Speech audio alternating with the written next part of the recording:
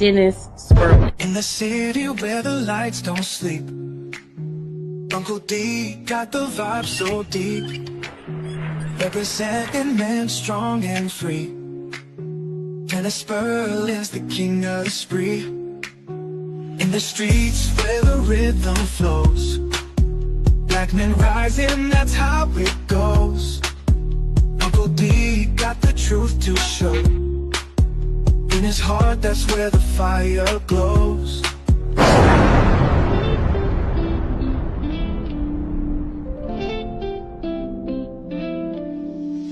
Late night tuning, light up the stream. Dennis Sperling, wisdom gleam. Voices whisper truth and insight. In his podcast, feel the light. Harmony in every word. Truth and laughter you've heard. Well, that's alright. Wave after wave of smooth delight. Dennis brings the dark to light. That's the blizzard, baby! Share the tales unfold. Stories born like morning gold. Feeling the wisdom of Dennis Sperling. Subscribe and like time after time. Black men, I want to salute you. Your incarceration rate is down. The education rate is up. We went from, we are doing great for ourselves. So you should salute yourself. Shout out to all the brothers out there, whether you're a truck driver or engineer, whether you're an electrician or garbage man, a doctor, a lawyer, if you a hard-working brother, if you fresh out the penitentiary, but you on your grind and you doing it legal and you trying to make amends for yourself, man, I salute you too, brothers. God bless you. This is Uncle D, and you know, I'm out.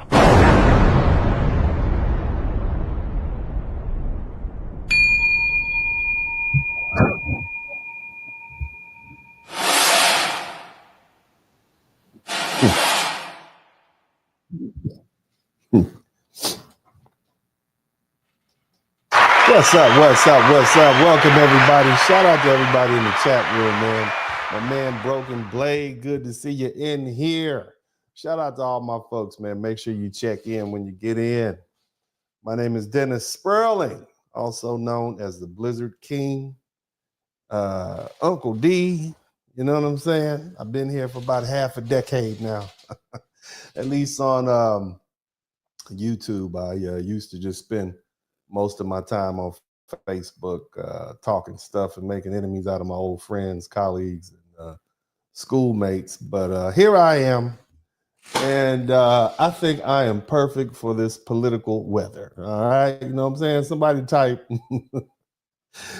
Oh man, I'm not gonna tell y'all yet. But anyway, so you know, Trump was recently elected. I don't really dwell too much on too much of the political stuff, but I have lately, and some of this stuff is just man. I'm gonna share this video with planes. you. Caroline, Let me know if y'all can see this. migrants boarding planes. Can y'all see Caroline that? Levitt says, quote, the administration deported hundreds of illegal immigrant criminals.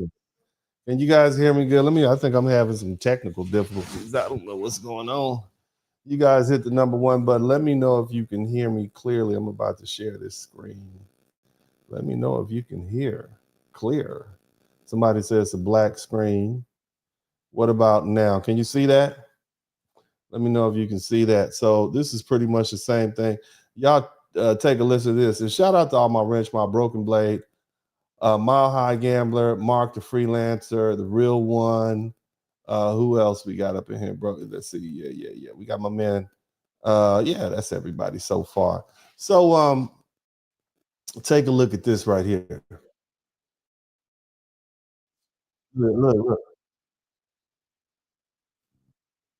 Lined up. They put them on the military plane, man. Look at that, man. Ooh-wee. Boy, I mean, the man hadn't even been in office a week. You see what I'm saying? And he putting foot to butt. Look at that, man.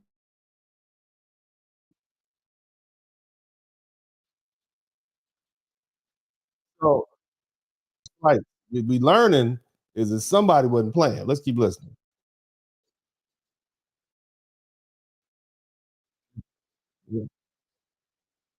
Yeah. Huh.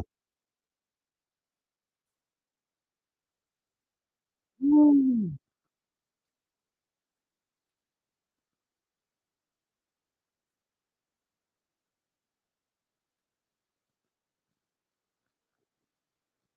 Look at that.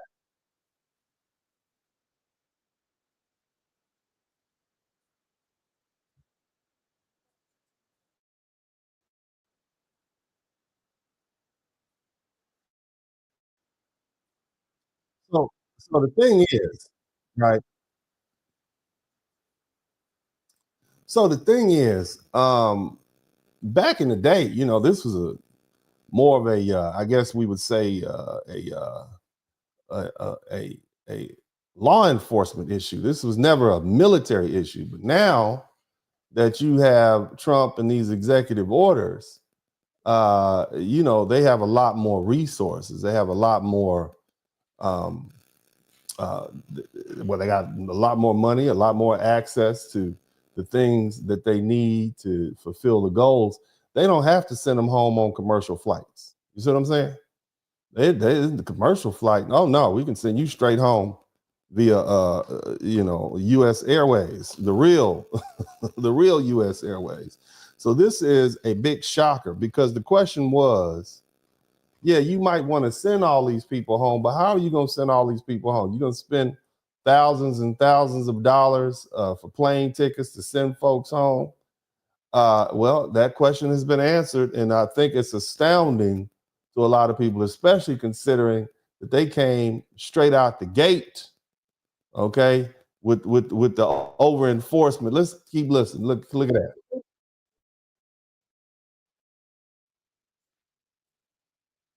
They're going to Guatemala, and they saying this is them going back to Guatemala. And then they also have some. I got some footage here of them arriving. Mhm. What that means is they never even got a chance to even hit the turf. They just basically came up here, got caught, and got put in the confinement units, I would say, and that's a wrap. They never even got a chance to touch down. And so this is how serious this is. But let's keep listening.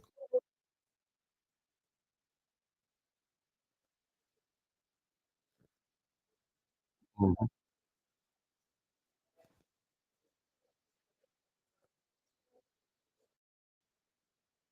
Damn right. Of course, it's quiet. It's quiet because people are like, nah, we missed the opportunity. We can't it's not gonna make it. All right. It's not no need to go up there. Are you guys saying there's no volume? Is somebody saying there's no volume on the screen? Hold on a minute. Let me see if I can help that out. There was no volume. Okay. Well, I'm describing what's happening, but the bottom line is, look, man, it wasn't even worth the trip. Let me see. I got another video I want to share with you guys real quick. Um, let me see here. Let me see if I can pull this up real quick. Somebody's saying there's no volume. Can y'all hear it? Okay, let me see here. Let me know if you can hear this. See that? This is video footage of them getting off the plane, another group getting off the plane in Mexico. Okay, that's what this is a picture of. And as I was saying earlier, this footage here is them getting on the plane. Okay, all right. This is boarding planes. Caroline yeah, Levitt picture. says, quote, the administration deported Getting hundreds of on the illegal plane. immigrant criminals Know what I mean? via military aircraft. The largest massive deportation operation in history Ooh-wee. is well underway. Promises made, promises kept. According to CBP Promises sources, each made, plane holds promises 80 kept. people, and this one took off from Biggs Army Airfield in El Paso and went to Guatemala. Shout out to my man Timothy Bright. Thank you for being the first person to contribute to the super chat. Good looking out. So anyway, man, it's going down. I mean, this is underway. Of course, shout out to everybody who's up in here. But of course, you know, we're gonna have our people. I don't know why black people feel like they always have to lead the protest parade, but there's a mayor from New Jersey, very similar to the mayor of Chicago. And I guess we just feel as though as a group we need to intercede. But let's keep listening. I notice a lot of these mayors, they speak out more for immigrants and foreigners than they do black Americans, even if they are black. Let me know if you guys can hear this.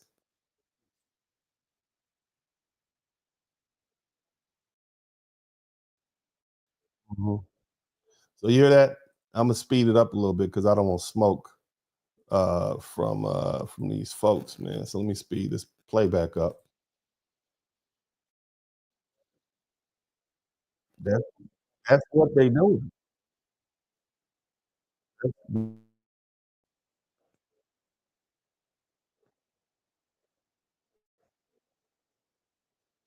Now, this is the mayor complaining about the federal government and Tom Homan doing what they said they were going to do.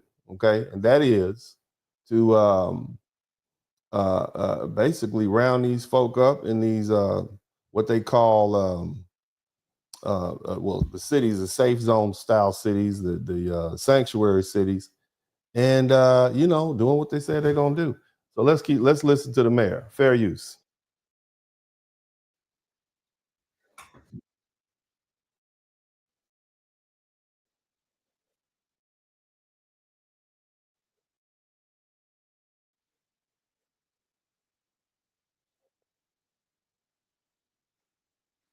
I don't give a damn about your military ID. Let me make sure that's not fake. I mean, it is going down. You see what I'm saying? So let's keep listening to the brother.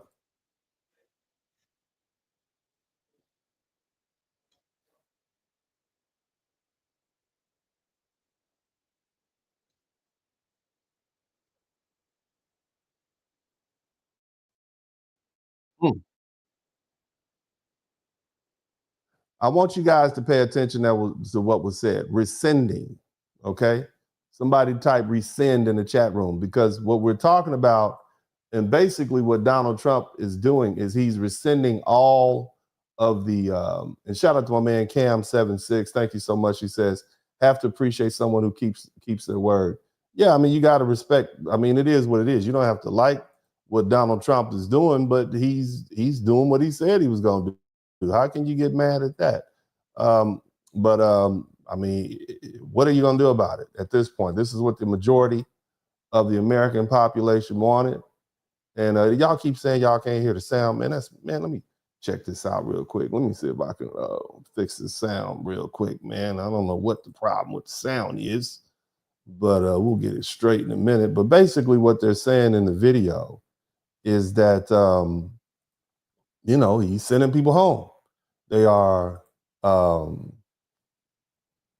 they're going into these restaurants, they're going into these facilities, and they checking everybody in there, whether or not you are an illegal immigrant or not. But see, remember, these sanctuary cities said they wouldn't cooperate, and Tom Homan said there's going to be collateral damage unless you begin to turn these people over who are on our list. And if you would just do that, then folks who were unintended, who aren't criminals, who don't have criminal records, they wouldn't get caught up. But because you won't just tell us where they are when you get them arrested, when you insist on forcing us to go hunt them down at their places of work, then people are going to get arrested. This is the collateral damage that they're talking about. And, I guess some of these mayors just don't believe that fat meat is greasy. The people told you what they were going to do. Donald Trump told you what he was going to do. And Tom Homan told you what he was going to do all summer.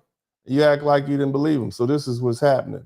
But anyway, let's keep listening to what they have to say. And you guys, let me try to reload this to see if we can get the sound up and popping again, man. Somebody hit the number 1 button, man. Hit the number 1 button if you can hear me clearly. Hit the number 1 button if you can hear me clearly. This should work here. Bam. Let's hear it. Under that program. And Adam, a federal judge blocked President Trump's executive order ending birthright citizenship. This is, written in the Constitution. What could we see in this ongoing legal battle here? Yeah, it's likely to be a protracted battle that could ultimately end up in the Supreme Court. This was seen as by the judge as a blatant unconstitutional violation. That's something that he has not seen. Now, we talked about that yesterday, and the only reason it's unconstitutional is not because of its intent. It's actually the vehicle being used, and that is an executive order. And I'm going to talk about that in a minute, but let's keep listening. After 40 years on the bench. So again, we're likely to see a number of challenges. There are a number of other challenges, including the one out of Seattle. And there's another hearing scheduled for February 6th. I know you guys 6th. saying the speed is fast, but I sped it up so I don't get a, what is that called? A strike or anything. Let's keep listening. I'm going to speed it up, but for now, there is a 2-week restraining order, again, which could potentially get extended. Right. Adam Yamaguchi, thank you so much. All right. So that is what it is. Let's go back to this one. Let me know if you can hear this one.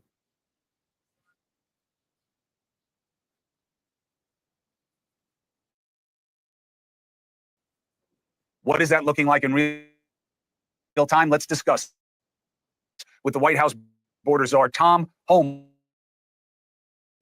Congratulations. All right, hold on a minute. Let me get this back to crackling. Oh, yeah. So let's review this again. Get this back over here, man. I want y'all to hear all of this. And there's just so many people so angry. I saw a lot of people online, and they are protesting. They're saying, oh, what I'm going to do if they come to my office, you ain't going to do nothing. They come to your office looking for people, you going to, with them gats, with them those sidearms, you're going to do what everybody else is going to do and say, yes, sir. Lulu, good to see you. Your reaction to seeing these photos from the White House, they say that our military planes deployed for these deportations. And I guess one of the things that we should talk about, shouldn't the White House or the administration be giving some kind of access to independent journalists so we can witness this firsthand as opposed to getting these takeouts from the White House? Why? I mean, I type fake news in the chat room. Fake news. Why should they give you access? We should be getting something. No, you shouldn't. The only people getting access is Fox News. That's why everybody's watching it. That's where all the where it's popping at. Press access for this is going to be very important. But I think we also need to really try and get context, understand what is happening and what is different than what we are seeing before. Immigration and Customs Enforcement, ICE, came out with a statement that said that they had arrested 538 people yesterday. And that is about double what we have seen previously, that they are going into private places and not using warrants. That is illegal. So again, we're going to private places and not using warrants. And so when I heard that, I'm like, okay, so ICE as a federal actor, law enforcement, are going into private places and not using warrants. Maybe it's because they've already determined that these people who are here illegally have already broken the law. So there's no need to there's no need to get a court to approve the probable cause search because they know they're in there. So it's almost like we're looking for a suspect, hot pursuit. I guess we could liken it to that. I'm not sure, but they're doing it. Let's keep going. Is that different? And the cold part is by the time the person will get, they're not even taking them to jail. That's the other thing. They're not even taking them to jail. And because they're not taking them to jail, they don't have rights. They just going straight to a detention center or straight to a plane. So you don't even have a right to protest in court. We're seeing that is actually different. And that's going to be the thing that's going to tell us if this is actually effective, who they're targeting and where are they targeting people. One of the concerns about this is that they're really going to be targeting people in blue cities and blue states. Yeah. That is different than what we saw during the first Trump administration, where they were doing raids in North Dakota and red states and rural areas. So basically, these people in the blue states have a target on their back. Chicago, Detroit, Los Angeles, Denver, New York. If you're a sanctuary city, they're coming for you first. Shout out to my man 43TX, Mile High Gambler. Shout out to everybody in the chat room, man. We're going to keep this thing popping. We just getting warmed up. This is going to be a hot one. Keep listening. This seems to be targeted in places that are blue states. So what does that tell us? Does that tell us that this is politically motivated, that they're trying to instill fear in immigrant communities in blue areas as opposed to red areas? All of these things. It tells us that they know that they are there. It is a target-rich environment. Somebody type target-rich. That's what they're telling. We're going to go where the targets are. They know they can't hide out in places like Mississippi. A matter of fact, I think Mississippi, if I'm correct, let me show you what somebody posted up about what Mississippi is doing. Somebody typed Mississippi, and when I said Mississippi, I said, yeah, that's Mississippi. I said, damn it, it sounds like Mississippi. Let me show you what somebody told me Mississippi is doing. Let me see if I can pull this up real quick. But apparently Mississippi is offering a bounty of $1,000 reward for hunting down illegal aliens. You hear me? This is what Mississippi is doing. Now I'm getting this from, let me see if I can put this up here. If y'all can see that, this is on my Facebook page. Mississippi apparently, okay, is offering a $1,000 bounty. All right, now this is internet information. I'm not gonna sit here and put my trust in it, but this fella right here, that's him right there. Okay, he the one that said it. Mississippi offering bounty hunters $1,000 reward for hunting down illegal aliens. He said it, wasn't me. All right, shout out to you. You got 1 million, 2 million followers. Okay, so you should know better. Don't be in here spreading misinformation. Look at it. Mississippi offering bounty hunters $1,000 reward for hunting down illegal aliens. Damn, that doggone Mississippi, right? That's what he said. So it's serious, and a lot of people we can't believe this has never been done before. America has never felt like this about immigrants before like that. Okay, the majority of Americans voted for us. So look, you're not going to be able to get too many crying eyes. Yeah.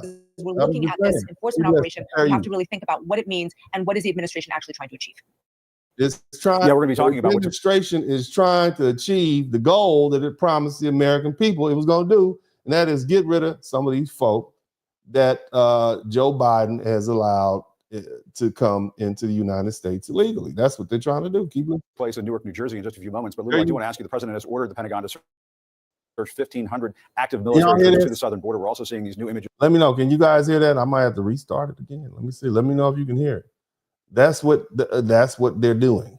Okay. That's what's happening right now. All right. This is what's happening. Okay. This away from the border. These are from Camp Pendleton in California. These are from New Mexico. Some other images we can show you. And we're now learning that more soldiers are preparing for possible deployment to the border. And so, I mean, Lulu, this is something that is a bit of a departure from what we've seen in the past, and that this is a very, very militant-looking deportation operation, mass because he declared an invasion, basically an invasion on the southern border. That's why. Operation. What do you think? I mean, this is very unusual. This is not the purview of the United States military. They don't have the training for it. But this is. Hold on a minute. We've been watching the border for 50 years. You go down to Cuba. You see what I'm saying? So yeah, this is what we do. The military is going to do pretty much whatever the president says do. Now they typically have a problem because they have something called posse comitatus, which says that the military cannot be deployed on U.S. soil. But in this particular case, they're not fighting Americans. They're protecting the border from an invasion. So I see how Trump and his administration justified ordering the military to the border. That is called posse comitatus. Okay, don't misspell any of the words in any of the letters. Don't misplace them. Posse. Okay, posse. Let me get up close to the camera so y'all can see. Posse comitatus. Okay, don't misspell the words. It's called posse comitatus. Y'all can look it up. We don't want our own troops being turned against us, so it's illegal to do that. But let's continue listening to these good folk try to sound outraged and astounded that this is going on after these folks said that this is what they were going to do for the past whole 2 years now. To deport people because they haven't gotten more money from Congress for this. Nope. They don't have more ICE agents, and so they're trying to pull in other. This is where I think the Trump administration has to be careful. You heard what she said. Where the Trump administration, I don't think they care. Keep it. Because recent polling shows that there's overwhelming support for deportation of illegal immigrants, immigrants that are here that don't have documentation. How many of y'all support the deportation of illegal immigrants that are here? type type W in the chat room for yes, and type N in the chat room for no. Okay. All right. W for yes, N for no. All right. Keep listening. If you are in support of illegal immigrants being deported, okay. So yeah. It looks like y'all want it. Let's see what else is. So they right. Let's keep going. Overwhelming support for deporting immigrants who have criminal convictions. How many of you all are in support of deporting criminals who have immigrants who have criminal convictions? Type W in the chat room if you want to see them deported, and type N in the chat room if you want them to stay here and have a fair trial and get Social Security and whatever else they're doing. Okay, the W's are still having it. Here's the last one. But there is not overwhelming support for using the U.S. military. 62% of Americans oppose separating families, something that Okay, how many of you all are in support of the United States military being used to deport illegal immigrants? W means yes, affirmative. N means no, never. Okay, we got one N, blessed for success. How many are against, for W, against N, using the military? I got one N so far. Okay, it's a lot of W's I see on my screen. Somebody says a lot of criminals, just all of them are criminals. Okay, yeah, I don't think, all right, let's just see how cold-blooded y'all can be. How many of you all are in support of keeping the families together by deporting everybody? Okay, that means your daughter's an American citizen, son's an American citizen. You got to go on back to where you came from, going back to Somalia. If you're in support of keeping the families together and sending them all back, type a W. Okay. All right, y'all recognize that's not fair though, right? Because you got a little American citizen. He just 10. He was born here, and he got to go back to Somalia. He got to go back to Nigeria. He got to go back to Guadalupe, right? He don't know them people. He don't know none of them. And y'all still saying W. Y'all cold. Y'all cold-blooded out here. Let's keep listening. But America been splitting up families for, since 1619. Okay, we got a history of splitting up families since 1619. All right, let's just keep it 100. Keep listening. This is not popular with the American people, so they have to be careful. I disagree, I think it's popular with these people on this YouTube channel. These people clearly see it as a popular thing. I'm just judging by the W's. Keep listening. You were just saying a few moments ago that the numbers are down right now. So, I guess just to be a skeptic here, couldn't somebody ask the question, well, why not just use ICE resources here? Is the military being used? It's not. I don't think it's propaganda, sir. I think they're using the U.S. military because it's free manpower. They got their own planes. Come on, y'all. Come on, ICE. I'll give you a ride. Yeah, I think I don't believe you, sir. Let's keep listening. To identify what's different. And the U.S. military on the U.S. border is not different. There are already 2,200 active duty troops who are helping support the border mission. And now it's more of a numbers game. So sending. Look, I'm going to post this up. Eric and Ray Vaughn, you wrong. You wrong. You ugly on the inside, Mr. or Miss Vaughn. The family that flee together, leave together. You very ugly. You very ugly on the inside for saying that.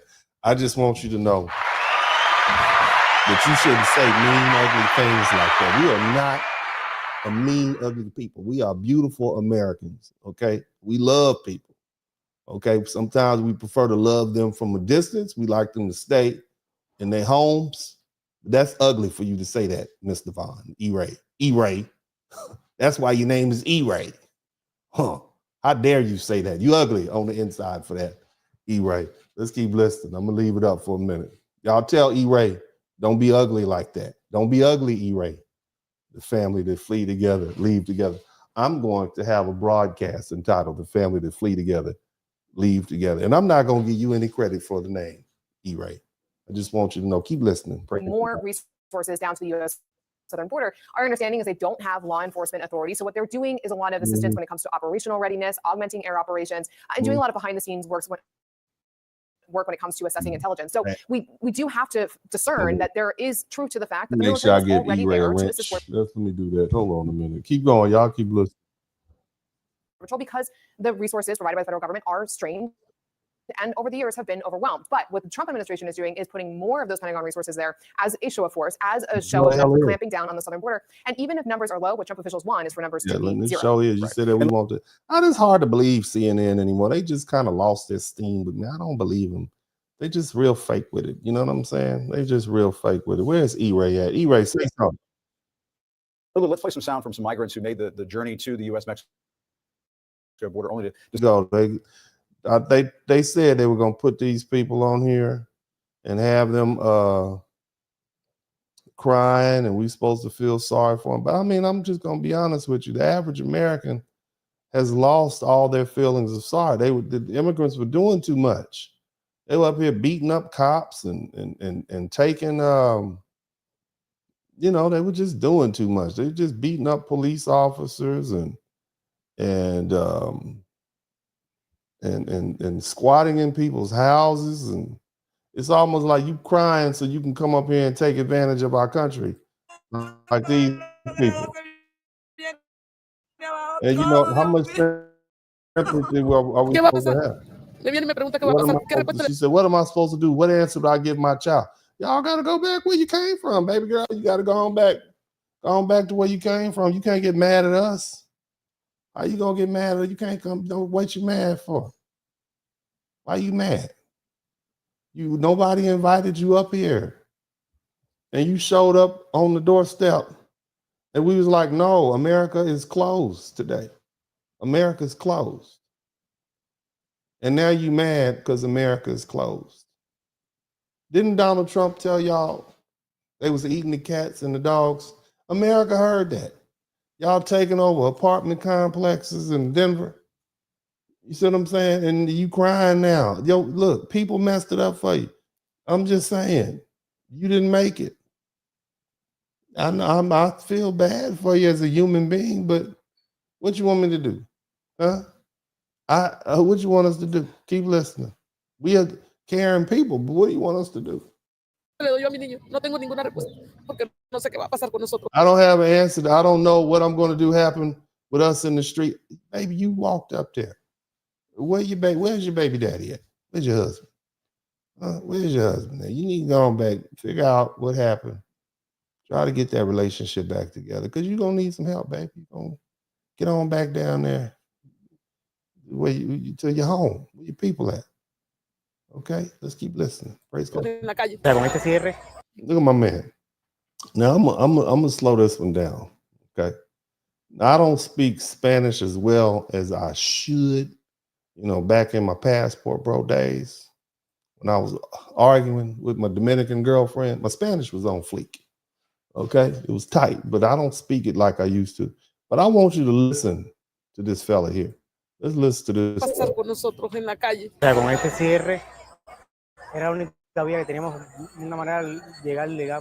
The closure, it was the only way we had to legally reach the U.S. He's ready. He got a little perm together and everything. Got a little haircut. He was ready to show. He was gonna show up. He had a job waiting at the restaurant as a maitre d'. It ain't work for him. They shut him down. Look. We made sacrifices we made to leave our countries, and has been completely in vain. Sir, we didn't invite you up here. Nobody told you to make those sacrifices, sir. You decided to come up here on your own. You thought the door was going to be open when you got here. You started the trip late, okay? And then when you got here, the shop was closed. And now you mad. You sitting outside with your arms crossed, mad and disappointed. Be mad at yourself. That's who you need to be mad at. Don't be mad at us. Okay. We had to go through many countries to get there.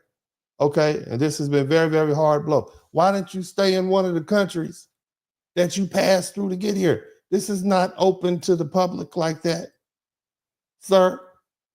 Okay, I'm just saying. Let's keep listening. It's a very hard blow. It's a very hard blow, because you weren't invited. You just showed up.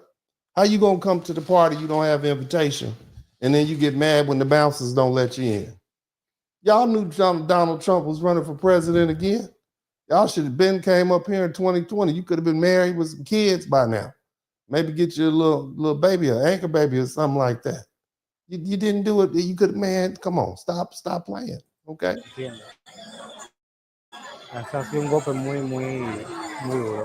That you are, but it's like, yeah, I mean, Lulu, this is a reminder of the human toll of all of this. I mean, yeah, but see, when you talk about the human toll, what about the Americans that have had their houses squatted in, the young women who've been unalived, okay? What about them? What about us? We have no feelings too. This is the human toll. What about that? Huh?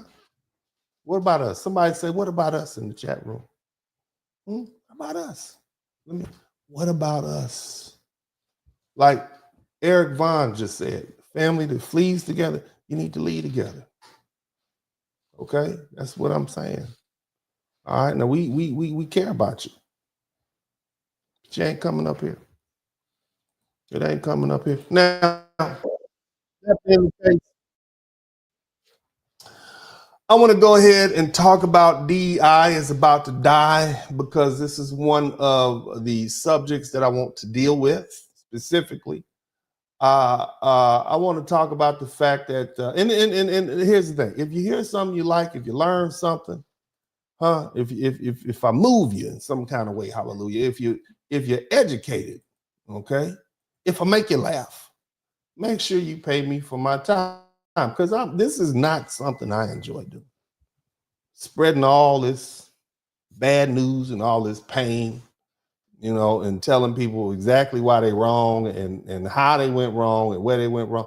Look, I'm not into that. I don't want to do that. I don't want to be the bearer of bad news. But somebody has to speak this cold, hard truth. And I'm just the one to do it. Okay? All right? Don't mean I like it, but I'm the one to do it. So, you know, so if I move you in some kind of which way, if you're motivated, if you have a better understanding when I'm done, make sure you show me some love by paying me for my time. You got to pay for quality. Now, that being the case, this is what we really want to talk about today. Another one of the big fallouts. Somebody type fallout. Or if you ebonically inclined, type fallout. Don't type fallout, type fallout. Fallout of Donald Trump's 4th day in office. He's been in office 4 days, and he has literally turned the whole country on upside down. All right. Now, one of the main things, shout out to my man, Mile High Gambler. Thank you so much, fam. He said, a little something, Uncle, I swear you be saying some funny stuff. I don't be trying to be funny. I'm not trying to be funny, but serious matter. Serious. Okay, he said, deport these criminals, and when we get back on track, the people start acting right. We may open the door there and got to focus on us first. Yes, us first. Us first. Now, I want you to listen to this. So shout out to you, Mile High. Thank you for that hot 20. Appreciate you. Praise God. Let's go on over here. Trump, I want y'all to look at this, man. Check this out. Okay. Look at this lady. This is Fox News. I'm gonna speed it up a little bit. The end of all DEI programs and those the end of DEI. Somebody type DEI is about to die.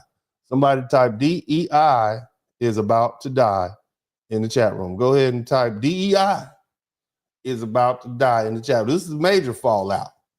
Okay. All your rainbow rights, type rainbow rights in the chat. Your rainbow rights, gone.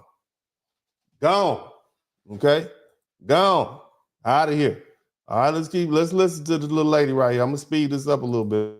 Fairness, fair use. Departments in the federal government. Mm-hmm. The Office of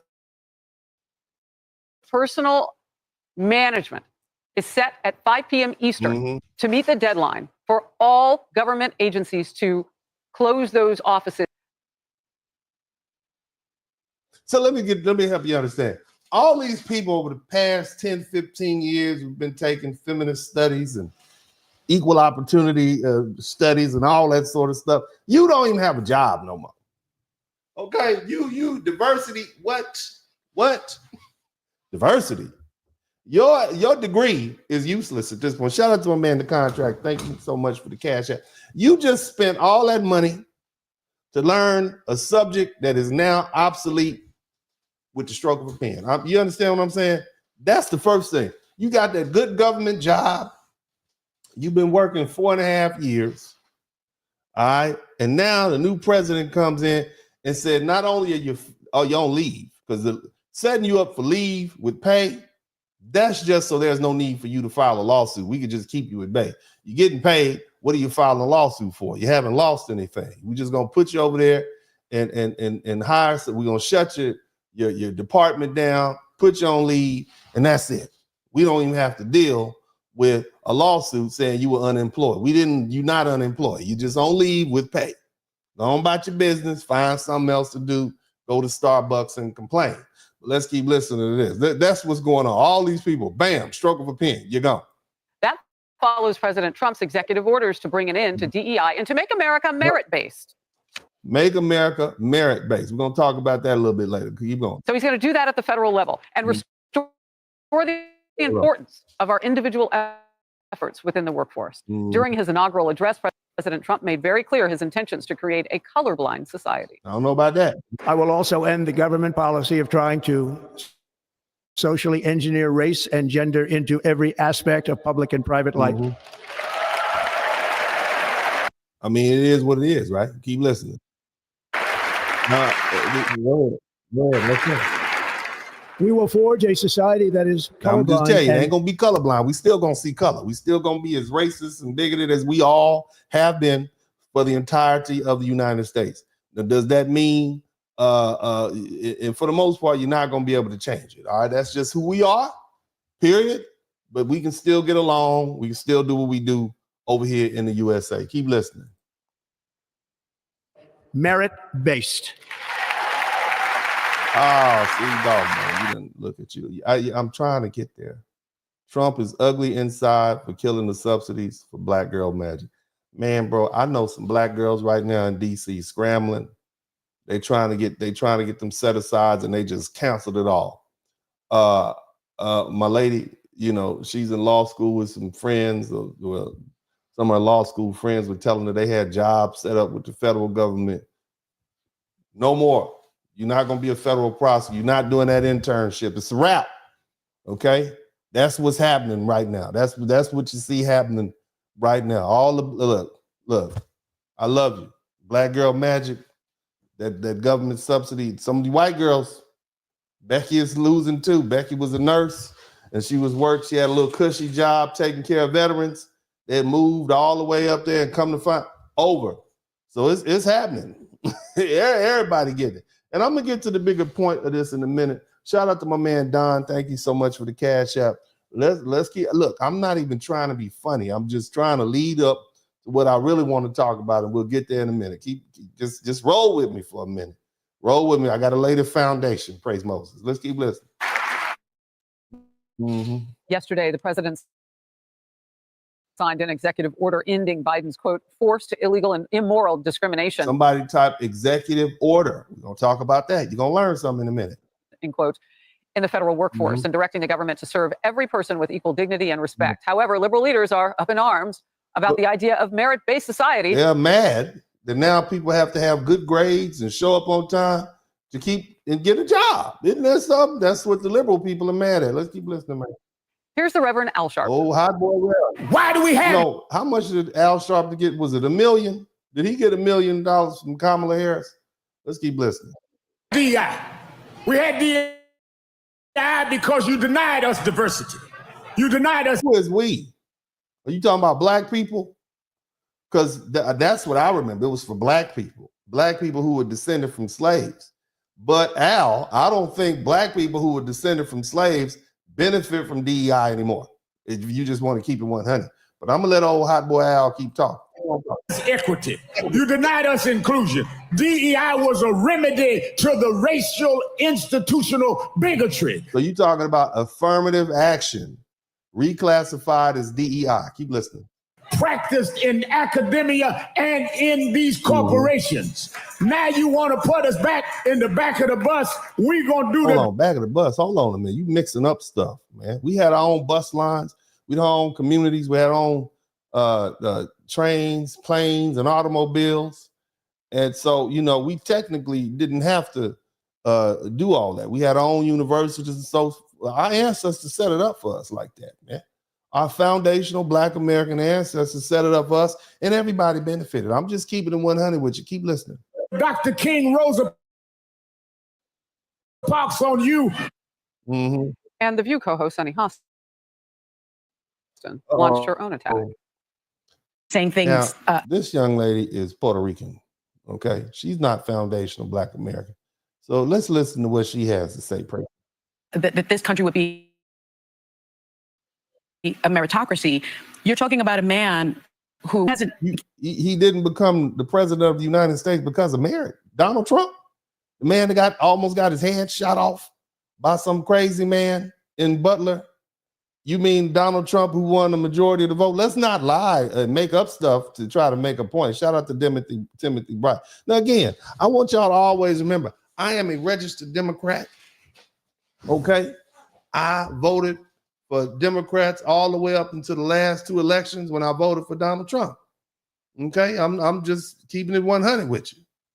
All right, and I voted for Donald Trump because you know, the Republican Party at this time serves my interest, and my primary interest are making sure I live in a country where I'm not overtaxed. Okay, so let's not make up stuff to try to win arguments, Sonny. You need to focus on that lawsuit that your husband is dealing with, that RICO charge. Let's keep listening. Really, he had no political experience whatsoever. He had no business experience. He was saying Donald Trump with his name on all of these different buildings in New York had no business experience, man. Baby, you got to cut it out with that shiny yellow shirt on.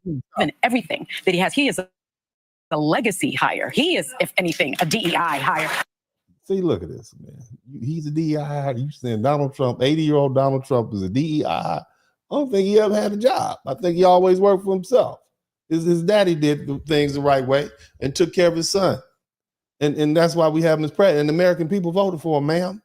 You know what I mean? Let's just keep it 100. Keep it going. I didn't earn it higher. I didn't earn it high. I'm just, my head is spinning. How did you go from being a lowly city prosecutor in New York to being on a major American network, right? Do you think it was because of your brilliance, huh? Or did they just need to fill a spot and they needed to fill it with a safe Black Latina woman? Maybe that's what you a safe bet. Maybe that's what, maybe it's because you was a little cute. Maybe that's it. I mean, I don't know. You know, when we start talking about merit, we need to dig a little deeper. Ben, where is your Sunny Hostin and Reverend Sharpton decoder ring? Yeah, I think you look at Al Sharpton, this is like, all right, I'm going to get my network back going. I'm going to raise some money. This is a great moment for me. I go back to Martin Luther King because he quotes Martin Luther King like he's on Martin Luther King's side. He's the exact opposite. Martin Luther King said, I have a dream that for my four little children, we will one day live in a nation where we will not be judged by the always keep bringing up Martin Luther King. Why they always bring up Brother Martin? Let Brother Martin rest. Y'all, my Dr. Martin Luther King, when he died, he was one of the most hated men in America. When he died, Black folk thought he was a troublemaker. White folk couldn't stand him. They thought he was a communist. And now you want to dig my brother out of the grave, okay? You want to dig him up out of the grave and use him to throw up against another Black man. I'm just saying, okay? I'm just pointing it out. It is what it is, okay? And I see it happening all the time, and I think it's just a little bit annoying, okay? Let Martin Luther King wear. And if you're going to quote Martin Luther King, what about the Martin Luther King that said he wanted his check? What about that Dr. Martin Luther King? What about the Dr. Martin Luther King who is said that at some point he said, I believe I've integrated my people into a burning house? What about that Dr. Martin Luther King? I'm just saying, okay, let's keep listening. Let's keep listening. Color of their skin, but by their character. That is exactly what the president's now saying. We don't need a melting pot that you organize in some liberal woke agenda where you say, how many transgenders do we need? How many gays? How many straight? I just want to point out to the fact that Dr. Martin Luther King understood Dunbar High School And he understood that black people at that time period when he grew up, because we talking about a speech that took place in the 60s. Dr. Martin Luther King grew up in a black America when we had intact families, intact fathers and mothers and children and households and communities before the federal government, including the CIA and the FBI and the local authorities, specifically began to target the black community and destroy it. I'm just keeping it 100 with you.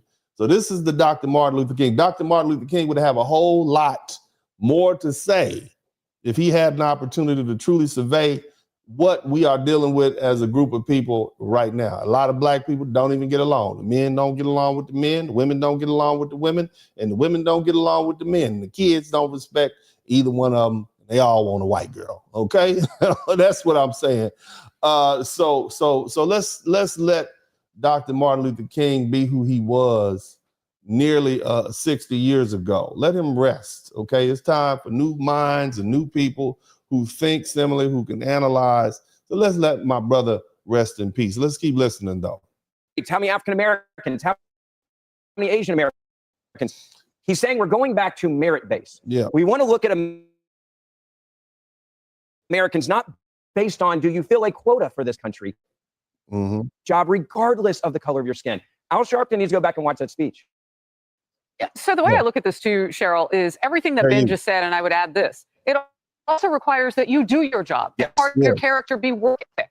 All the things together. And when you don't, they get rid of you. And so affirmative action was a system set up to give qualified black people who could do the job the opportunity to do the job and prove themselves. Not just keep them there because they black, not just give them a hire because they black. No, it was to give black people who are educated at some of the finest universities in the country the opportunity to apply, because you walked in as a black person, they said before you can't even come in here. You black. We didn't know you were black.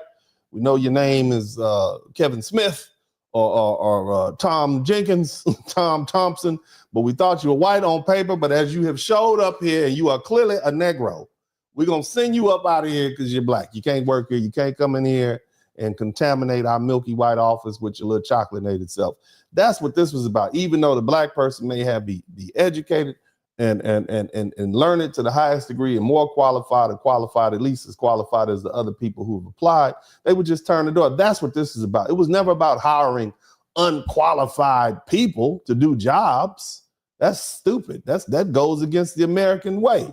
But what happened over the past 60 years, they unqualified people were given the job, even over and above qualified people, just because of what we would call diversity and inclusion. And so that's affirmative action went bad in that regard. You see what I'm saying?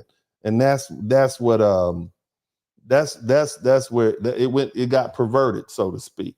But let's keep listening to these folks. DEI promises that what? You get to keep the job forever? Read the EO. It's right here, folks. This is the EO. Here you go. Reward individual initiative, skills, performance, and hard work. Merit-based. Why is that controversial? Did Al Sharpton not read the executive order? Pretty sure he didn't, because it's not about fundraising. But let me tell you something. We saw this in corporate America. We've talked about this already, guys. Executive order. Keep listening. As we saw Amazon and Walmart and Meta, John Deere, Harley, excuse me, that's their ticker. They all started to get rid of DEI initiatives a year ago because it didn't make sense. If you look at a report from 2022. But DEI used to be hired for black people and some people of color. Now DEI is high. We got to hire a person who's a trans responding, virgin pretending, masculine fronting, blue-haired, transactional or something like that. You understand what I mean? Like, what is that? Now you're just making up categories so that you could just be diverse. You know, it's just a game. It's just a silly game. It's just got silly. Shout out to my man, Cody Marshall. Wazam, Uncle D. Just got back to work from having over 10, 12 inches of snow. Salute to the panel. Goodbye, DEI. Liberals taking L's. Yeah, look, I mean, and let me just keep it, brothers didn't really benefit from DEI as far as I'm concerned. You see what I mean? Let's keep listening. When the Biden administration actually put down these policies, and this was about, let me give you the direct quote. This is about making sure that there was, gender equality, gender markers, pronouns, transgender, nonconforming, non-binary, all of that. Another report. Martin Luther King didn't know all that was going to happen. The people who fought for affirmative action didn't know these were the people who we're supporting. Listen to the names of all these people. I want you to listen to who DEI is for now. pronouns, transgender, non-conforming, non-binary, all of that. Another pronouns, non-gender, non-transforming, GoBots, Star Wars. We don't. That's not black people in there. Where's all of that? That's not what affirmative action was meant for. Affirmative action was meant to discriminate, called positive discrimination, to help put people in place who were otherwise disenfranchised and have been disenfranchised because of the color of their skin, because of the time period known as slavery and Jim Crow. That's what it was about. Okay, and they just took it and made a mess out of it. Another report in 2024 back and looked at if it was successful, and it wasn't. There were minor changes in federal employee and employment stats. It was a waste of money and a waste of time. Guys. Kelly, you know what really stands out to me as of a military family. Listen, I don't know if this yet touches the federal government and the U.S. military part of it, because DEI is something, and a woke agenda is something that you heard Pete Hegseth and a lot of people talking about during his confirmation hearings, and how that has held back in some cases. What we saw. Y'all keep listening. We about to wrap this up, and I'm gonna get down to the nitty gritty in a minute and do what I do best. But let's DEI, the DOD, Department of Defense, spent $68 million on it, and that number went up to $114 million by the end of Biden's presidency. Let me explain something to you. So this EO, the executive order, doesn't just affect one thing. Donald Trump basically said this executive order is now doing away with all DEI programs and projects all across the federal scope, whether we're talking about the federal government, education, anything. And it's probably going to filter down to some of these private universities who receive federal funding. So it's even going to the prison. Somebody type prison in the chat room. Somebody type jail in the chat room. So even people in jail are going to be affected. I want you to listen because that's going to be important for a little later on. But keep listening. Department of Education spent $1 billion with a B. But what is so insidious to me in that executive order you have there, it begins by talking order all sitting here on the capital theory. And then it was actually Governor DeSantis' office that said there's this new term, it's DEI. We weren't even talking about it, right? But it goes back to day one of Biden's presidency. He had everyone submit equity. So basically, she just said DEI is the new affirmative action. Okay, keep listening. Plans, every department. So you think they're focusing on China and Russia at the Pentagon? No, they're focusing on equity. This was this man's priority, and no wonder we're all messed up as a country right now. So what Trump is doing is replacing the word equity with equality, which is where, I mean, equality, you get the opportunity, you have to earn keeping it. So what is one of the big problems in our country right now? Our institutions, including the federal government, don't have the respect of people. This will help reinstall the respect of people and respect for people who hold those positions, those government jobs, who are racial minorities, right? As soon as you know the rules have changed and people are getting hired because they deserve the job, guess what? I think the respect for those institutions will rise. Yeah. All right, make America merit-based again. Yeah. Too many letters, but you get it. Hey, everyone, I'm Emily Campagno. Catch me at... Go ahead and get down to what I want to get down to. I want to talk about what I want to talk to you guys about. Y'all make sure y'all hit the #1 button. We got to get these likes up. Y'all hit the like button. Okay? Hit the like button. Let's go ahead and hit that like button and let me know that you know that I know that we all in here together. Now, here's the thing, family. Look, as I've explained before, a lot of things happened this week. #1, on Donald Trump's first day, he rolled back all the federal programs promoting diversity, equity, and inclusion, also known as DEI, okay? And there's a lot of people who are angry, very, very angry. There's matter of fact, there's an article that came out in the in one of the newspapers that online, I believe it's well, actually the NAACP and his president. They said this. I'll actually let y'all see this real quick, and I'll summarize it for you. But for the most part, these folks are mad. Now, mind you, the NAACP, the National Association for the Advancement of Colored People, you know, they're saying a lot of different things. It's outrageous that president is rolling back critical diversity, equity, and inclusion programs, DEI programs, help ensure that everyone can prosper. It's clear that President Trump does not value equal opportunity. He's appalling. That's what they want. He's bad, bad, bad. That's basically what they want to say. All right, now here's the thing, hey fam, I want y'all to hear me out. If you want to just to summarize what's said, this NAACP, first of all, is not what it used to be. Okay, this is not the NAACP of the 1950s and 60s. But they criticize Trump. They criticize the executive orders that they say roll back diversity, equity, and inclusion. They believe the decision is a major step backward in its effort to fight systematic racism and to promote equitable opportunities. Now, keep in mind, it did not seem to me that the people who they were looking to support transgenders, pronouns, and all these are parts of speech. Somebody type parts of speech in the chat room, not ethnicities. These are parts of speech they're trying to protect, okay? And the president of the NAACP says that removing these DEI programs are going to make racial inequalities worse, okay? And it's just going to benefit wealthy people and harm marginalized people and groups, especially Black Americans. Why are you throwing us in here? What are you talking about? And are you talking about Black American men? Are you talking about Black American women? Because the sisters said they basically have their own political needs. I'm just saying, so this is something that we need, or is this something that the sisters need, or does it benefit all of us? I'm just pointing out what the queens of cocktail said to Ice Cube. We have our different needs, and I'm okay with that if you are. But so I hate when they try to throw us in there, throwing Black folks in the mix. You see what I mean? But anyway, I think there's a misunderstanding. Okay, and after analyzing the NAACP's position, and their position is similar to most of these folks who are in support of these DEI. And look, I'm just telling you, I'm sure I could have probably maybe benefited from some DEI somewhere. I just don't know. I went to a historically Black college. I went to a Black high school in South Central Los Angeles. Yes, where they made all those ghetto movies in the 1980s and 90s. And by the way, my high school was on Martin Luther King Jr. Boulevard, on the corner of Martin Luther King Jr. Boulevard and Vermont Avenue in the heart of South Central Los Angeles. So you can do the math.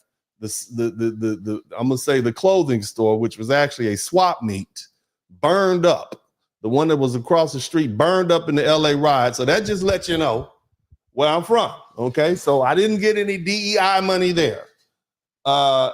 At the point where I entered into college, I went to the blackest of Black universities in one of the blackest states in America, Louisiana. And I didn't even go to the light-skinned part of Louisiana. I went to North Louisiana, which is the dark-skinned part of Louisiana, which might as well be Arkansas. So that's the real deep South. So I went to Grambling State University, no DEI there. And then after that, I went to Southern University in Baton Rouge, yes, home of Lil Bootsy. Went to Baton Rouge and went to law school. So ain't no DEI there, okay? And at the point where I entered into Tulane, it was because I was talking so much stuff on the internet, not the internet, we didn't have, on the newspapers about issues. They like, we need to get this N-word here. This is one of the N-words we need. Get him on down here. And so I don't really recall me getting any DEI. Doesn't really something. You know what I benefit from though? I benefit from low taxes. I benefit from not having immigrants here who are committing crimes and making me think I got to walk around with that pea shooter on me all the time. What you youngsters call it, the bleaky. I got to walk around with the bleaky to make sure I don't get robbed out of my nice, expensive car when I'm riding down the street by one of these Venezuelan migrants. Okay, that's what I'm saying. So I don't think I really benefit from DEI, and I think I can probably speak for most Black Americans, especially those of us who live down south. Now, if you in New York, or if you in DC, or if you one of those, maybe you benefit, but we don't really get that here. And I could be wrong. I'm sure there are Generation Malcolm X. We don't care yet. That's what I'm saying. So anyway, when they say Black folks is going to hurt Black folks, maybe it will, but not really. Okay. Now the NAACP statement it incorrectly suggests that President Trump has repealed a federal law. That's not true. Okay, the executive order simply cancels the previous executive order related to DEI program, and the president, he doesn't have power to cancel laws passed by Congress, like the Civil Rights Act of 1964, or the Equal Employment Opportunity Act of 1972, which continue to protect against workplace discrimination. Now, the NAACP, so they misleading you is what I'm trying to tell y'all, fam. They trying to get black folks riled up so we can jump on the bandwagon. That's what this is. They always like to get us involved because black folks at the end of the day are the moral compass of this country. We are the only ones around here who can say, hey, that ain't cool. And nobody can say, well, go back to where you came from. We don't know where we came from because y'all kidnapped us and brought us over here. And so we've basically been the moral compass of this country for many years. So if they can get black folks in front of the protest lines, and they might have some legs, okay? But nevertheless,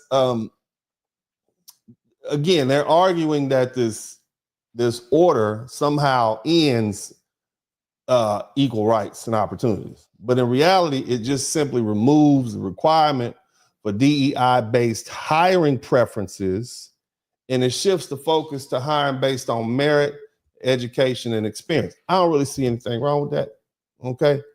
The anti-discrimination laws, they remain in place. And they're meant to ensure that there's fair treatment for everybody. Now, the NAACP president, he's referring to studies linking workplace diversity to higher profits, okay? And that the executive order doesn't stop business from pursuing diversity on their own. It's not saying that. They just saying don't make that your number one criteria. It's removing federal rules that require the consideration of a race or a gender in a hiring decision. Let's say you had a hockey team, okay? Let's say you had a hockey team, and the requirement is that 10% of the players that you hire must be black, okay? And you know, brothers ain't really trying to play hockey like that. I know some brothers in Canada that was instrumental in getting the whole hockey game going. But at the end of the day, brothers is playing football and basketball. I'm gonna flip the script. Let's say all the NFL teams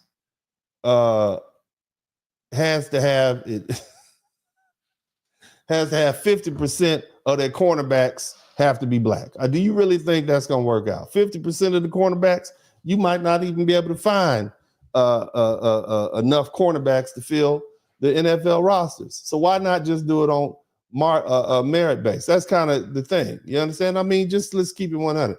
And the same goes for women in certain areas. Women may not want to do technology. It's not that they are not being hired. They just don't apply. That's not something they're interested in. So, you know, and back to black people, the claim that this executive order specifically harms black Americans is just straight up misleading. The policy applies to all federal agencies, and it aims to ensure hiring based on skills and qualifications rather than personal characteristics. I'm kind of okay with that. All right. And federal anti-discrimination protections, they remain in effect for all racial groups. Okay. And there's some assumptions being made about the privatization of public services in the article that we talked about. Okay. The NAACP statement suggests that the executive order is part of a plan to privatize public services and benefit the wealthy, but there's no evidence to support that claim. Okay. Now, what are they doing? The statement is using emotional and politically charged language, like claiming the election put a target on black Americans' back, right? All right. And that type of messaging is meant to make you afraid. Is meant to divide you instead of promoting fair discussion of the executive. Now, here's the cold part about it. All right. And I'm going to explain something to you. The truth about Donald Trump's executive order and equal opportunity employment and that act of 1965. Look. You cannot revoke an act of Congress, which is a law, through an executive order. All right. So those claims are completely false and they're misleading. The idea that the president can cancel an act of Congress through an executive action is both it's just unconstitutional. All right, the president has a power to issue executive orders, and that comes from two main sources. You're gonna learn something, so just roll with me. Don't go to sleep. Just keep listening. If you're truck driving, hit the number 1 button if you hear something you didn't understand. The president has the power to issue executive order, and it comes from two sources. Number one, the U.S. Constitution and the laws passed by Congress.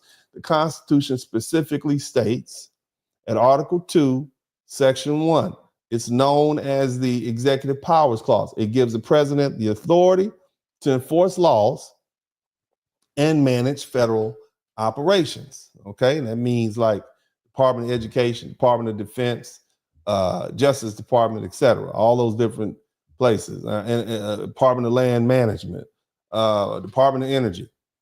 Okay, and another key part of the Constitution, Article 2, Section 3, it's also known as the Take Care Clause. It requires the president to ensure that the laws are properly enforced, forming the basis for issuing executive orders. Congress also plays a role in the president's authority by granting specific powers through legislation. They can enact laws from time to time, say the president can do this, president can do that. Certain laws, like the National Emergency Act of 1976 or the Defense Production Act of 1950, it gives the president the ability to write executive orders under particular circumstances. Let's say we go on to war and we don't have enough facilities to make tanks and boots. The president can sign off on something and make a private company start making boots, making tank parts, etc. Okay, that's the president. And even though executive orders have the force of law, they have limits. They can't violate the Constitution. They can't override existing laws passed by Congress or take away rights protected by federal law, which is exactly what these alarmists are telling you that Donald Trump's executive orders are doing. And that's not what it's doing. The other thing is executive orders, they can be reviewed by courts, including the U.S. Supreme Court, which has the power to strike down any order that exceeds presidential authority or conflicts with the Constitution. Now, Congress also has the ability to override executive orders through new legislation, okay? And in that regard, they can limit the president's power. It's almost like but the president, then he has the right to veto that also. You don't have to sign it. But, presidents have the power to modify, to revoke, and replace executive orders from previous administration. And that's what you see what Donald Trump did, okay? The whole Emancipation Proclamation of 1863, that was issued by Abraham Lincoln. It freed the slaves during the Civil War, okay? That was Executive Order 9981, okay? All right, so that's one. 1948, President Harry Truman, he ordered the desegregation of the military. They had to do it. That's why I always tell you that our war heroes, our black war heroes, were the jump off point for desegregation. We always give so much credit to Dr. King and the civil rights movement. Hell, the military was desegregated before everybody because of the valiancy of our black sailors and Marines and soldiers and airmen. Just keep that in mind, okay? All right, look, I'm just keeping it 100. The executive order by Franklin Roosevelt, it authorized the internment camps for the Japanese during World War II. Okay, you literally had a president say, yeah, round them all up, they all could be spies. And so people have a problem with Trump sending the military to the border. That is well within his right. Okay, so what I'm saying is, what you need to understand, are y'all with me? Let me know if you're with me. If you're learning something, make sure you let me know you're learning something. I want to make sure I'm not losing you. I can go on, and I want to make sure you guys get it. I see when I start seeing the ones on the screen, we got you. We understand. That lets me know I'm where I need to be. We learning. Okay, good. There we go. We weren't. All right, good. And if I tickle your fancy, if you learn something you didn't otherwise know, well, make sure you pay me for my time. But let's get back to it. I want to be clear. President Trump's executive order, it didn't revoke an act of Congress. It rescinded a previous executive order related to hiring policies put into place by a different president. So the claim that he revoked a federal law is just flat out false. It's fake news, okay? A president does not have the power to cancel laws passed by Congress without going through the legislative process. And any changes to congressional act, they have to go through both houses of Congress, and they require judicial review. So they're lying to you, okay? Now, the executive order in question, it specifically addresses hiring policies related to DEI initiatives. It removed the federal mandates that encourage, not mandate, but encourage the hiring based on factors like sexual orientation or gender identity. And that was implemented through executive orders themselves, not federal action. Okay?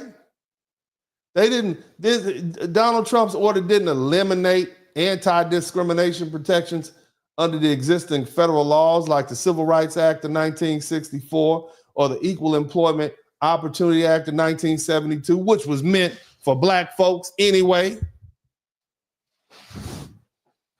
Nevertheless, these laws continue to protect folks from discrimination based on race and gender and other protected categories. Essentially, the executive order shifts hiring from practices back to focusing on qualifications like education, experience, merit, rather than personal characteristics or who you decide to put your sexual parts in or around. Okay?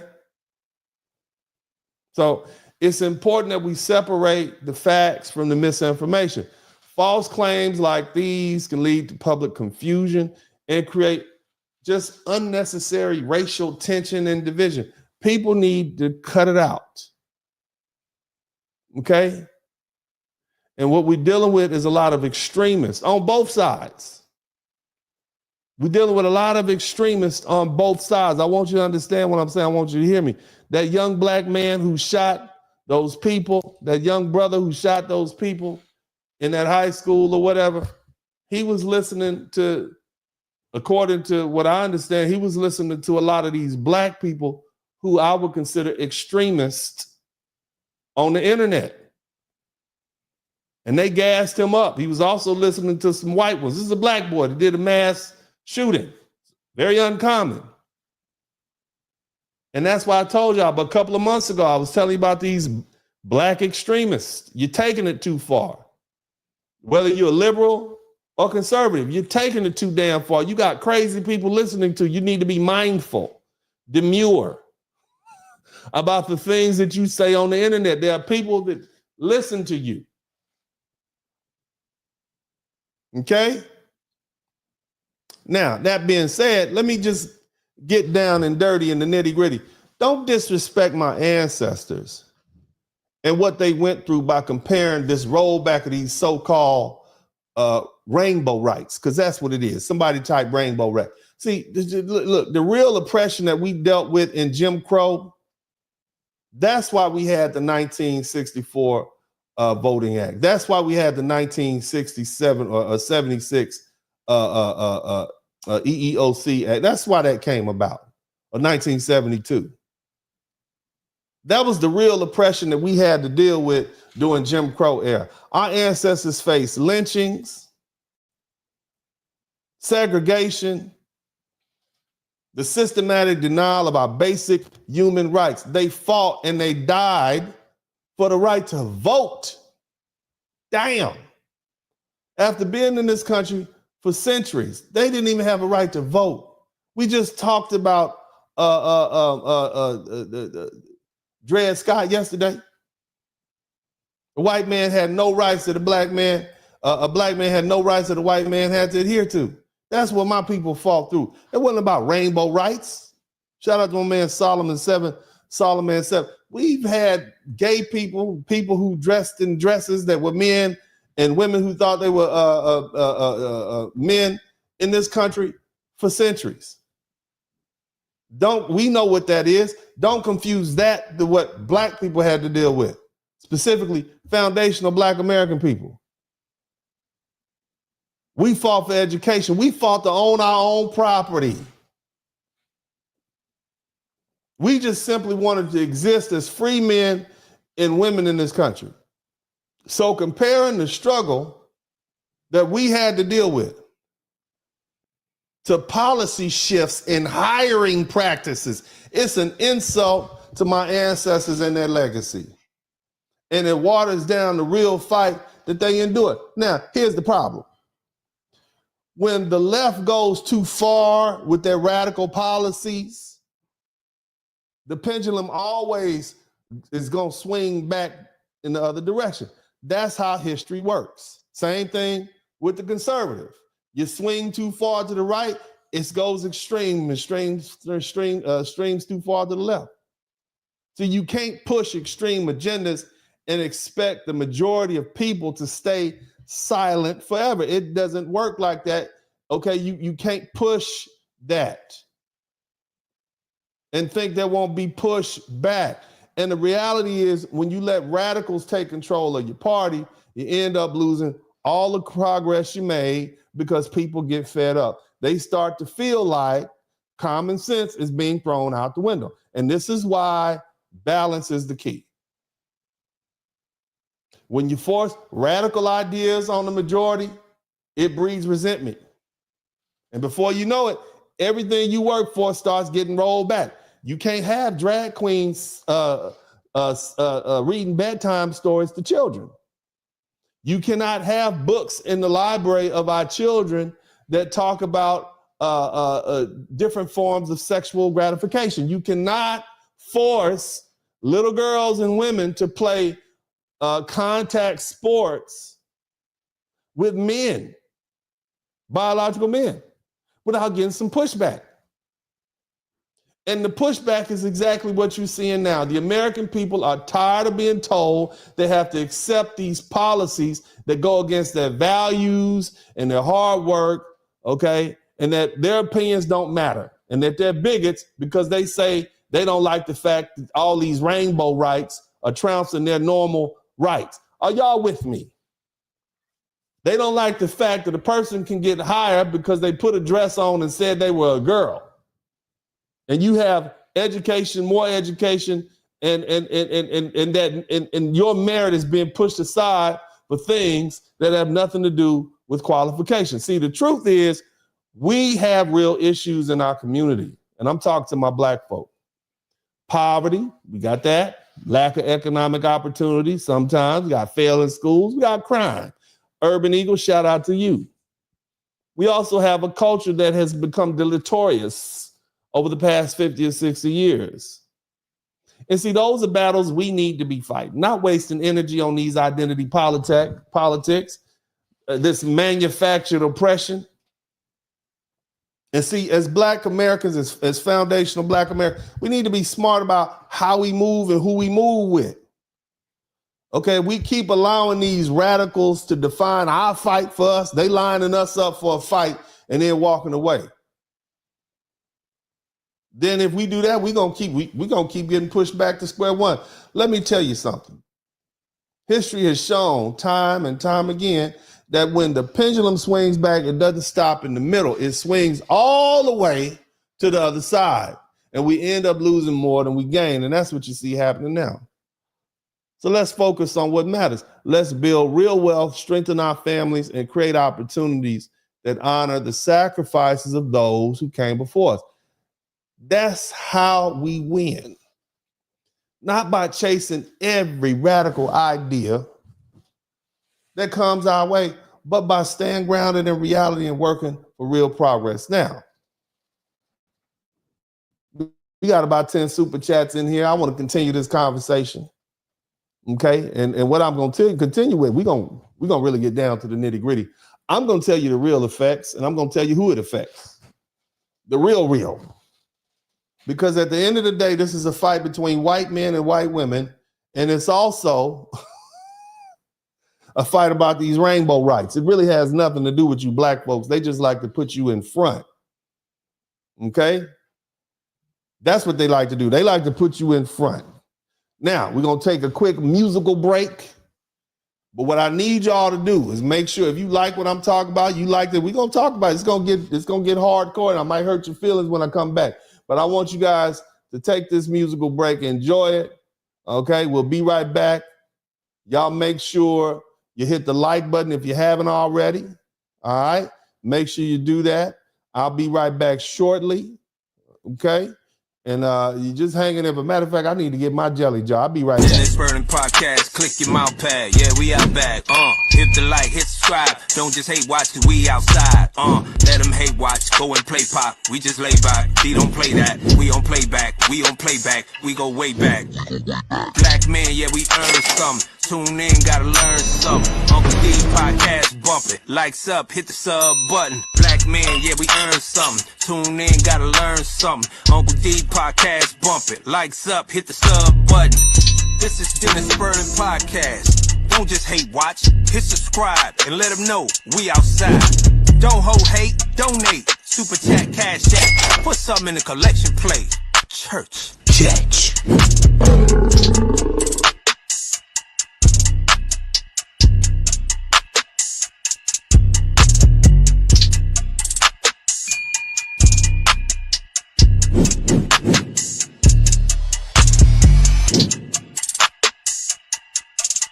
I want y'all to make sure y'all hit the number 1 button. And we're going to kind of get back to what we like to do over here, man. I need y'all to check in at a certain point when it's time to check in. I need to checking in to start happening again. We got to go ahead and get this algorithm pumping. Welcome back to the broadcast. Yeah, baby. So, all right, cool. So, look. So, we talking about DEI must die. Okay, and a lot of people are trying to drag black folk into this, and my thing is, no, let's just say it. Let's talk about what the real deal is. Okay, all right. Now, we know the landscape. We know what's going on. Okay, we know that this is what we know what's happening. What's really going on, and I want to keep it all the way a buck with you. Okay. Who really benefited from these DEI policies? It was not black folks. It wasn't even other minorities. The number one group that walked away with the biggest wins was white women. Somebody type Becky in the chat room. Becky, okay? Becky is the number one winner. Let me break this down for you guys. Somebody type Becky in the chat room. Becky's the number one winner. Okay? Becky is the number one DEI hire. I'm not saying there aren't some brilliant white women out there who are amazing at what they do, but I'm saying that she was the number one hire.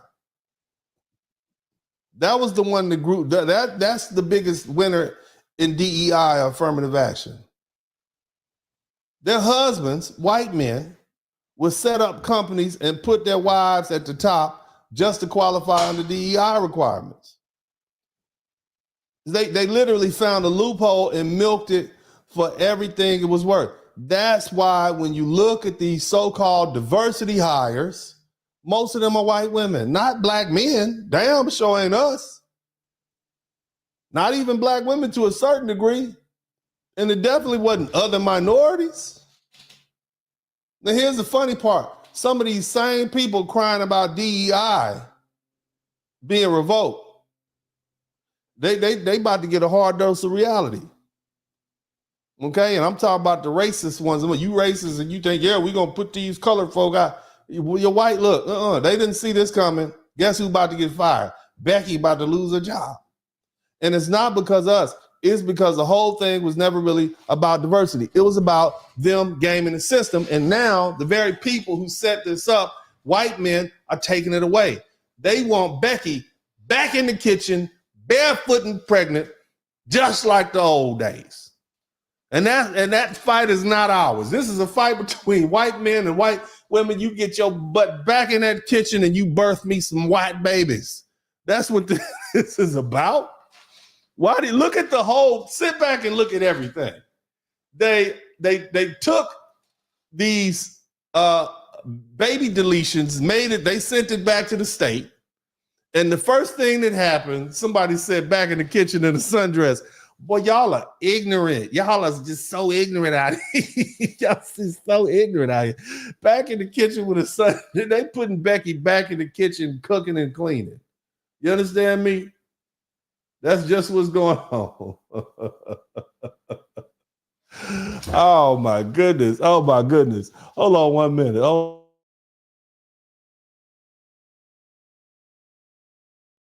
So that's what this is about. They revoke their right to have unfettered baby deletions.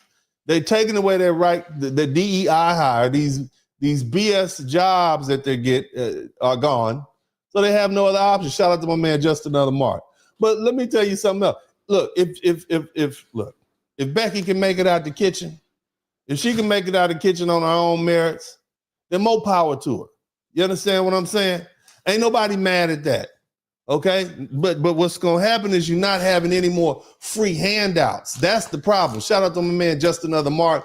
No more free handouts for Becky. Tom is mad at Becky. That's what this is really about. Okay, all right.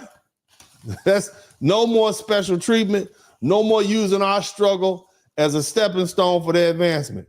We've been here before, and we needed a free liftoff. Okay, and that's what that was about.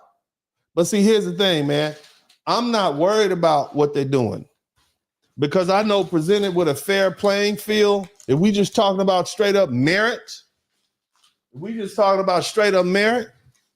always done better. We've always been able to prove ourselves. Whether we talking about sports, medicine, or anything else. Shout out to my man, Rich Turner. Brad said, I want my potato salad and raisins. And I want it now. Yeah, Brad is mad.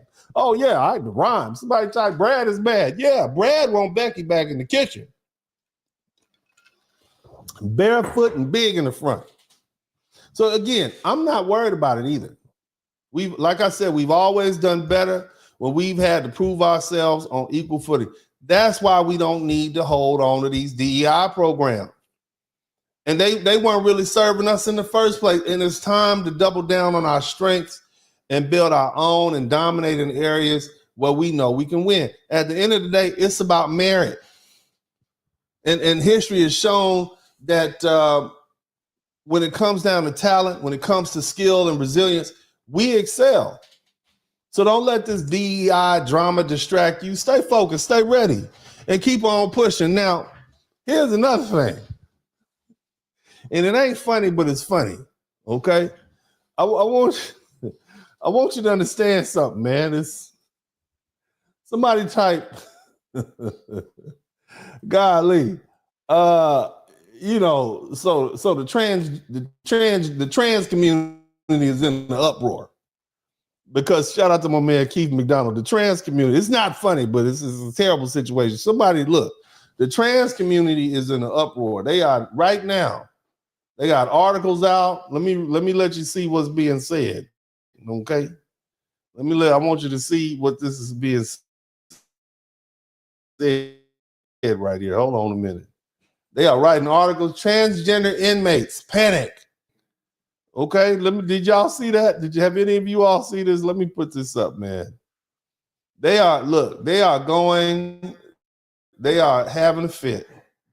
These men who are claiming to be women, okay?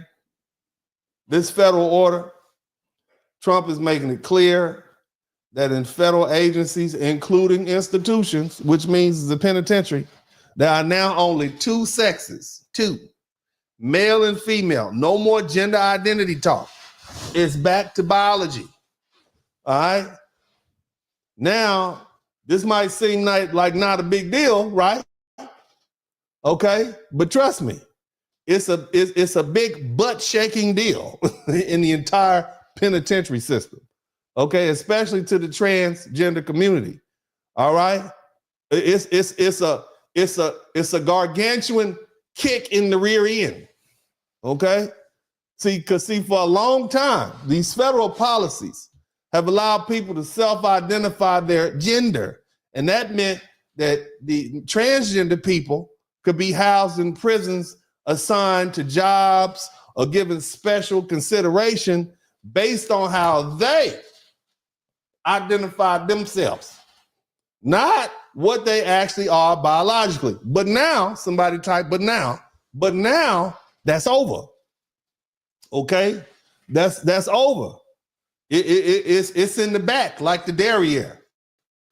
Okay, if you were born a male, you're going to be classified as a male. If you are born a female, you are going to be classified as a female. No more exceptions, no more buts about it. Okay, no more special accommodations. And let me tell you, it's got the trans community in a full-blown panic. Okay, it's got them down on their backsides. You know why? Because reality is setting in. You got transgender inmates, especially these trans women, okay, who are really men, who are getting placed in female prisons, are now facing the real possibility that they're going to be sent back to boy jail. Somebody type boy jail in the chat. They are going to boy jail with Bubba and Leon them, who've been locked up 30 years. Okay, they got their Kool-Aid packages. They got their Kool-Aid packages. All right, and they got it all. They got the Vaseline. All right, and let's be honest. We know prison is not a friendly place. Okay, and these male prisons, boy jail, is a whole different ball. It's a whole different ball game. And these lovely, handsome young men dressed like women, they are terrified, and rightfully so. There's going to be a hard 4 years, hard. Okay, it's going to be real hard. But this is what happens when social experiments collide with the cold, hard truth. Hundreds of I'm not talking about like 2 or 3. I'm talking about hundreds of transgender federal prisoners. They're now living in fear, following this executive order. Stroke of a pen, signed by Donald Trump. First day back, they already lining them up. The order mandates that all federal agencies recognize only 2 sexes, male and female, and that eliminates the previous policies that allowed these folk to be housed in facilities based on their gender identity. And so as a result, you got transgender inmates, many of them who've been housed with the women facilities for years. They've been in there for years. And now they're being transferred back to boy jail. Okay, you got the lawyers scrambling. You know what I'm saying? They trying to challenge the order. They're warning about severe risk that these lovely, handsome young men are gonna face, right? They got one dude, his name is Donna Langer. He's serving a life sentence. He's a transgender woman, a biological man, robbed the bank. Former member of the Aryan Republican Army, straight up racist. Ooh, he's gonna have some deep troubles when he gets back. They are deeply concerned about his safety. This is him right here. Let me show you him right here. Let me put this. That's him. They are deeply concerned about this young man. Oh, sir, ma'am. This young ma'am. They're deeply concerned about him. They're saying it's going to be incredibly dangerous, and it could lead to a bloodbath. And I don't know if it's going to be a bath, but it might be some blood in the male prison. That's what they're saying. These transgenders are going to become a target of violence and abuse. We knew what was going to happen. We knew it. Okay.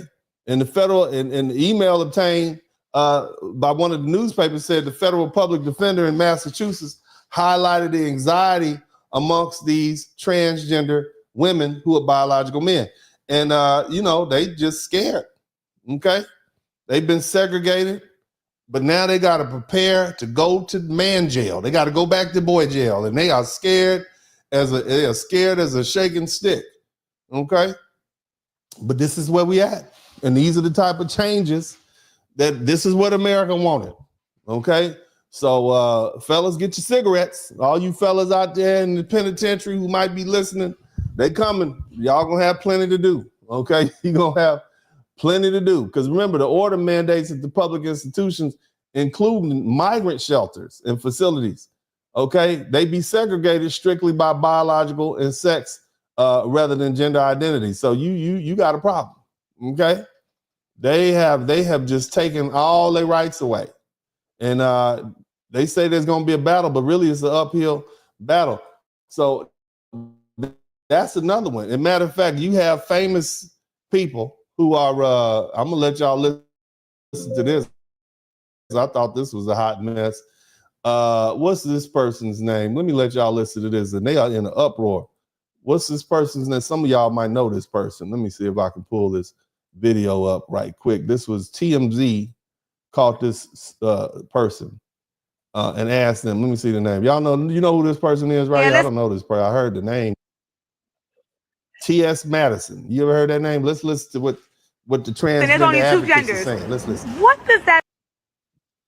I want you to keep in mind, they always try to mix us in as black folks with this mess. Mean to you? How do you feel about that when you heard that? Well, you know, it didn't bother me because I'm one gender, honey, and that's trans, okay? And it did.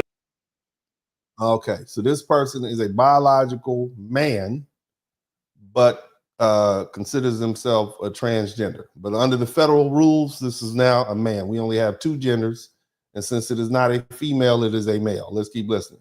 Beginning, middle, and end of the day, you can put legal sanctions on anything. You can never, ever change anybody's identity. You have the right to identify. You don't have to change your identity. We just have to change how you are defined by law. And that is all that matters. Matter of fact, Marco Rubio has revoked passports where people refer to themselves as X. So there was a time when they allowed you to refer to yourself as a male, a female, or X. He's revoked all those passport applications and revoked the passports. So some of these people won't even be able to fly anymore. You're gonna have to get a new passport. We're gonna pick a side, but let's keep listening. Exactly however you choose to identify, always. I love that. So now what about? That's not how it works. That season is over. Okay, that season is over. Let's keep DEI, listening. which also affects, like, I think a lot of people think it's like about a black and white thing, but it also affects the trans community, getting rid of that. Well, here's the Now I want you to hear that. Oh, people think it's the black. They always this. People think it's a race thing. It's also about the trans. And I want you to hear this sneaky language being put in here because they always try to mix black folks in with everybody else's mess, and this doesn't have anything to do with us. Keep listening. The trans community is the black community. How can we separate? Run that back. I want you to hear that. Never ever change anybody's identity. You have the right to identify exactly however you choose to identify, always. I love that. So now what about DEI, which also affects, like, I think a lot of people think it's like about a black and white thing, but it also affects the trans community, getting rid of that. Well, here's the thing. The trans community is the black community. The trans community is the black community. Do you hear that? How many of y'all believe that the trans community is the black community? Huh?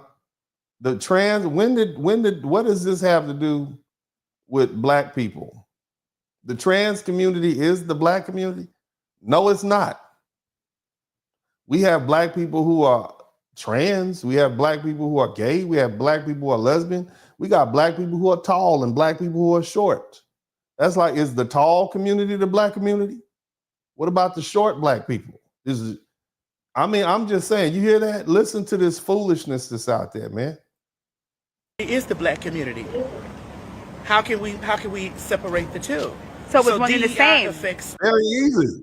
Black people have a historical position in this country stemming from our time as an enslaved group of people in substandard, being treated as a lower social class.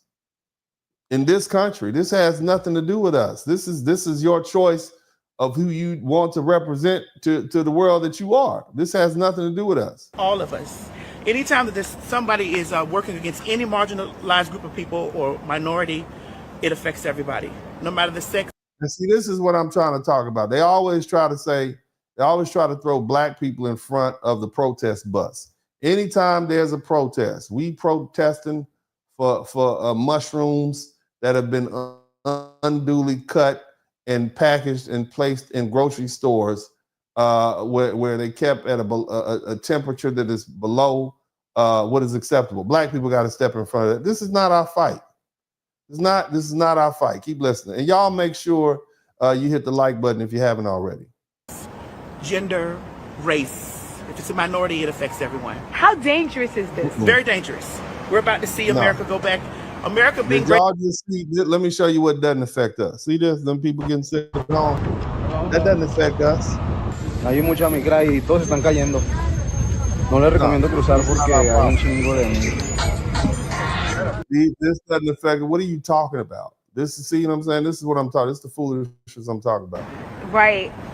Well, not saying I have to be you know, unbiased, of course, but so I mean, do you think it's his agenda to make America more white and less black and mixed and transcentric? Or when he said that he wanted to go back to 1790, they're referring to Donald Trump, but keep listening. In his rhetoric, talking about doing things from 1790, should have told America already. What were they doing in 1790 to black people? Hit the number one, but thank you so much, Havoc Man 23. Keep listening. To gay people, to I want y'all to hear that again. unbiased, Here's the fear. of course, I want you to listen to the fear. but so I mean, do you think it's his agenda to make America more white and less black and mixed and transcentric? Or when he said that he wanted to go back to 1790, in his rhetoric, talking about doing things from 1790, should have told America already. What were they doing in 1790 to black people, to gay people, to Indian people, to anybody that was not 100% white, male? Right. What were they doing in 1790? In 1790, rich white men dominated this country like an aristocracy.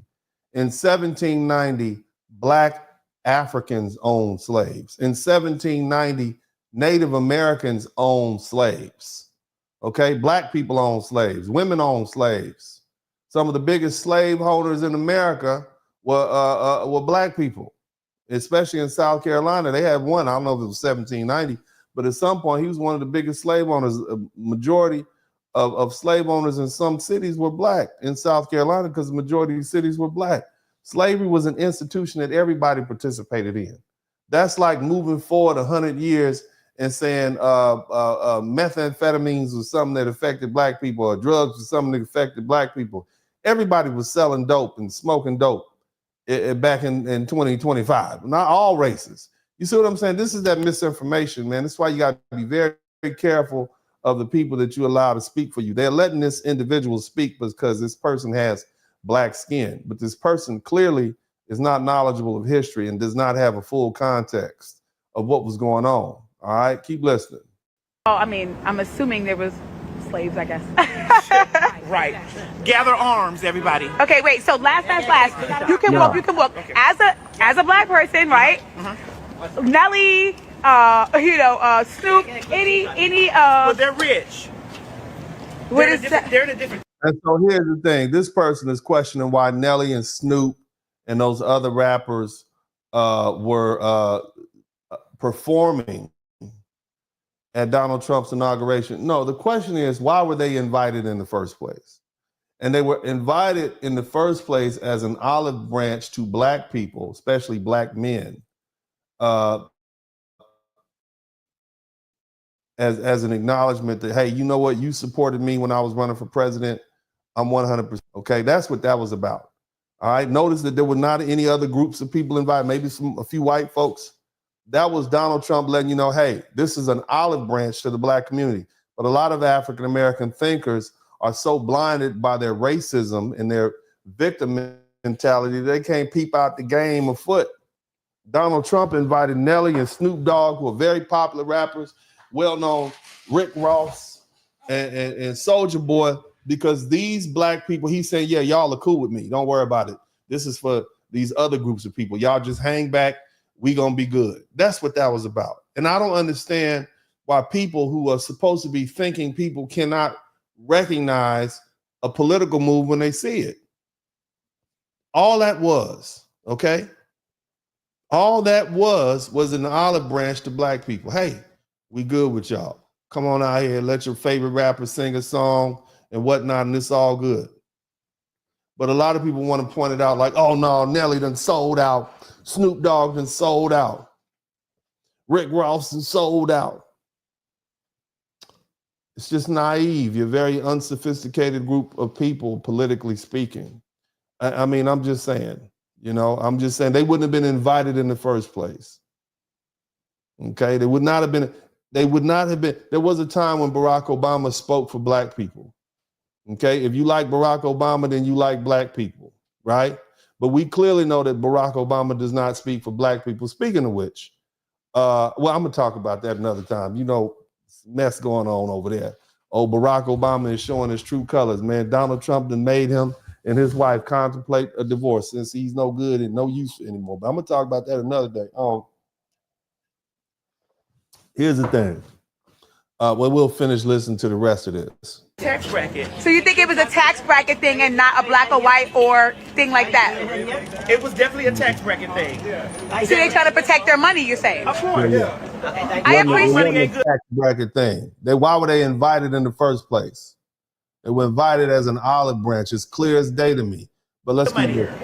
All right. Now, that being the case, since she's talking about buck dancing and shucking and jiving, that's what she's trying to say that Nelly and them was doing. Now, y'all learning something because now I'm about to hit you in the nose. I want you to understand something, brothers. Some of y'all about to be offended about what I'm saying right now. And I don't really care because I'm going to talk about it, all right? Because I know you. I know who you are. We got 14 super chats popping up. Y'all might take your super chats away after I finish this conversation. For decades, brothers, I want you to hear me. I love you. You know I love you. I want y'all to type DEI is dead in the chat room. DEI is dead in the chat room. Black men, DEI is dead. Okay? And everything that goes with it is gone. You are either a man or a woman. DEI is dead. Now, for decades, black men have been shucking and jiving. Okay? And I want you to hear me. You've been faking this DEI, fake femininity, okay? Because you want to seem less threatening for those jobs. Because you want to stay in the big house. Okay, but now there's no money in it. And I hope you brothers at some point reclaim your manhood. What am I talking about? Damn, where did that come from, Uncle D? You hit us in the side of the head. We thought you was our friend. Forget y'all. Look, Donald Trump, first day of office, no more DEI. Now, what do I mean by shucking and jiving? It's a phrase that historically refers to a form of entertainment that involves exaggerated, shout out to my man, Quiet Storm, but shucking and jiving involves exaggerated and often comedic behavior, and it's associated with black folks' culture. And it originally described the act of performing for white audiences in a way to seem subservient or playful, and often to avoid confrontation to gain favor. And in the contemporary usage, the phrase can carry a negative connotation, in which it should, because that's how I meant it. And I'm implying that someone is not being sincere, they're being evasive, and they're not taking the situation seriously. It may also suggest that a person is engaging in behavior that is perceived as inauthentic or overly performative to appease others. The context in which it's used greatly affects its meaning. So it's important to consider the situation and the intent behind the use. During Jim Crow, during that Jim Crow era,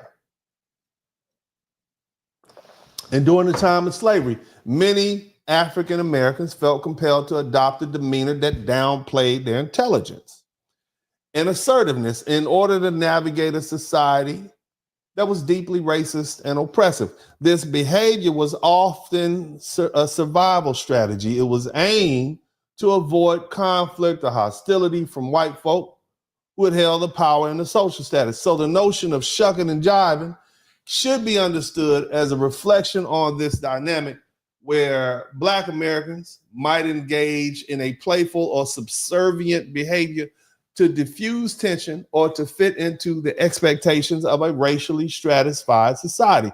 While it was a coping mechanism, it also highlighted the systematic inequalities and the pressure to conform to stereotypes that were imposed upon Black folk. Oftentimes, the phrase has evolved and can carry various meanings depending on the context in which it's used, including criticisms of inauthenticity or performative behavior. It also, or should I say, it is also the case that a significant number of modern day Black men, listen to me, you consciously or unconsciously adopt feminine or ostensibly gay personas, regardless of your actual sexual orientation or gender expression. You at your job with painted fingernails on and long hair, and you got a whole girlfriend, and you up there acting feminine and whatnot. Or you might not be one of the brothers. You might just express these female mannerisms, okay?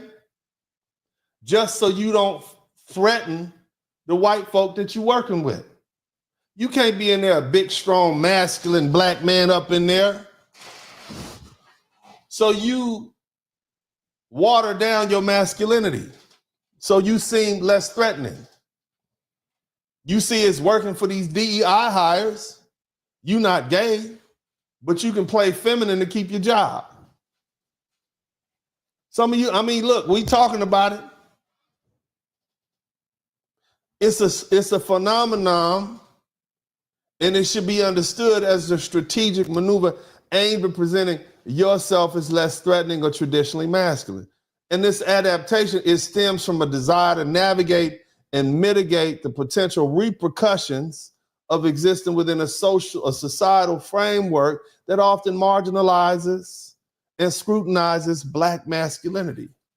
And in this context, I would suggest that these folk engage in this behavior to align more closely with societal expectations that prioritize non-threatening appearances, particularly in professional environments. And this alignment may serve to protect your employment, your interpersonal relationships with those in positions of power or authority, and it reduces the risk of discrimination or bias.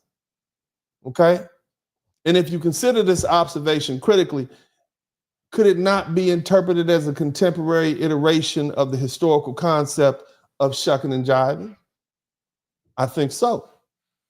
Now, this term traditionally referred to performances of exaggerated behaviors of African Americans as a means of appeasing a dominant cultural narrative, but it's often at the expense of authentic expression. In light of this,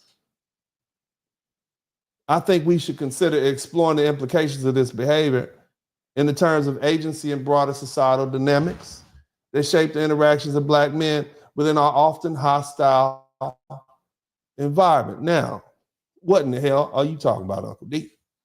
Well, what I'm talking about is a lot of you brothers out there, man, you walking around.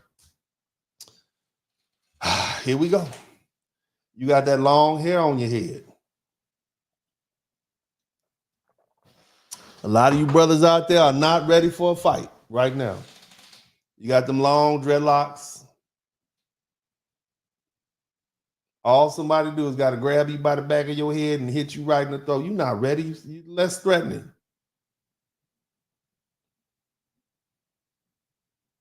I'm just talking to you, man. You cannot tell me that there has not been a direct targeting of Black masculinity in this society that has been DEI friendly for the past 50 or 60 years. You cannot tell me that Black masculinity has not been under attack. You can't tell me that. Yet and still, you don't look in the mirror and see the obvious lack of masculinity that you putting forward. Now, we got a lot of fake masculinity.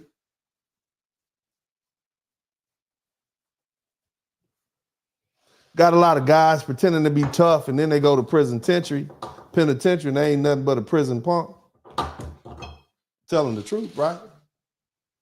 Well, what about the brothers who aren't in prison? What about your behaviors?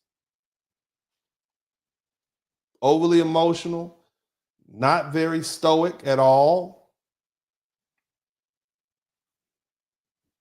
Some of y'all are sitting in the nail shop getting your nails done right now, ain't you? Or you got an appointment. Got to get that callus cut off, huh? You know your granddaddy would never be caught dead in one of them places like that because it went against what they did as men, didn't it? You got more hair products in your hair than your woman does. You got all the perfumey smells. You got the Bed Bath & Beyond for men. You got the, I'm just telling, come on now. You got earrings all in your ear, and you make excuses when somebody says, why you got them earrings in you? Come on, man. You know the men that came before us who were taught masculinity didn't have that. You a DEI hire yourself, and you at least influenced by it. You see the benefits of that, of them rainbow rights. You want some of those rainbow rights? Don't you? You look, be mad. I'm just speaking the truth. Look, it's no money in it anymore. Get your manhood back, brothers. Go reclaim your manhood. You understand what I'm saying? Y'all mad? Hit the #1 button if you're mad. Look, we've been living in an environment where expressing yourself as something other than what you are gives you benefit. Okay? You don't think these people who are saying, oh, I'm this and I'm that, they doing it for attention and they doing it for a come up. And that's what I see happening. And you don't think black men are doing that to some degree? You dumb down your masculinity because you know society attacks you for your masculinity. And so because of that, you make yourself less masculine, or you should probably try to present yourself as less masculine. And the problem is somebody will take you up on that and you will end up getting diddied. That's what's happening to some people. You out there faking it so you can make it, and then you end up getting diddied. That's why I say there's no compromise with your manhood. There's no compromise with your masculinity. You never compromise your masculinity. At the end of the day, all you have is your balls and your word, and that's what that means. Your balls is your masculinity. That's all you have. And you don't compromise that for anybody. Shout out to my man, Be Tall, Young, Attractive. The only people eating off DEI, Indian owners of tech startups, and the actress in that women, and that woman in Little Mermaid remake. Boy, you got jokes. I want you to think about that. Is that something that you haven't thought of before? I want you to think about that. How has this whole DEI society affected you as a man? It has tremendously.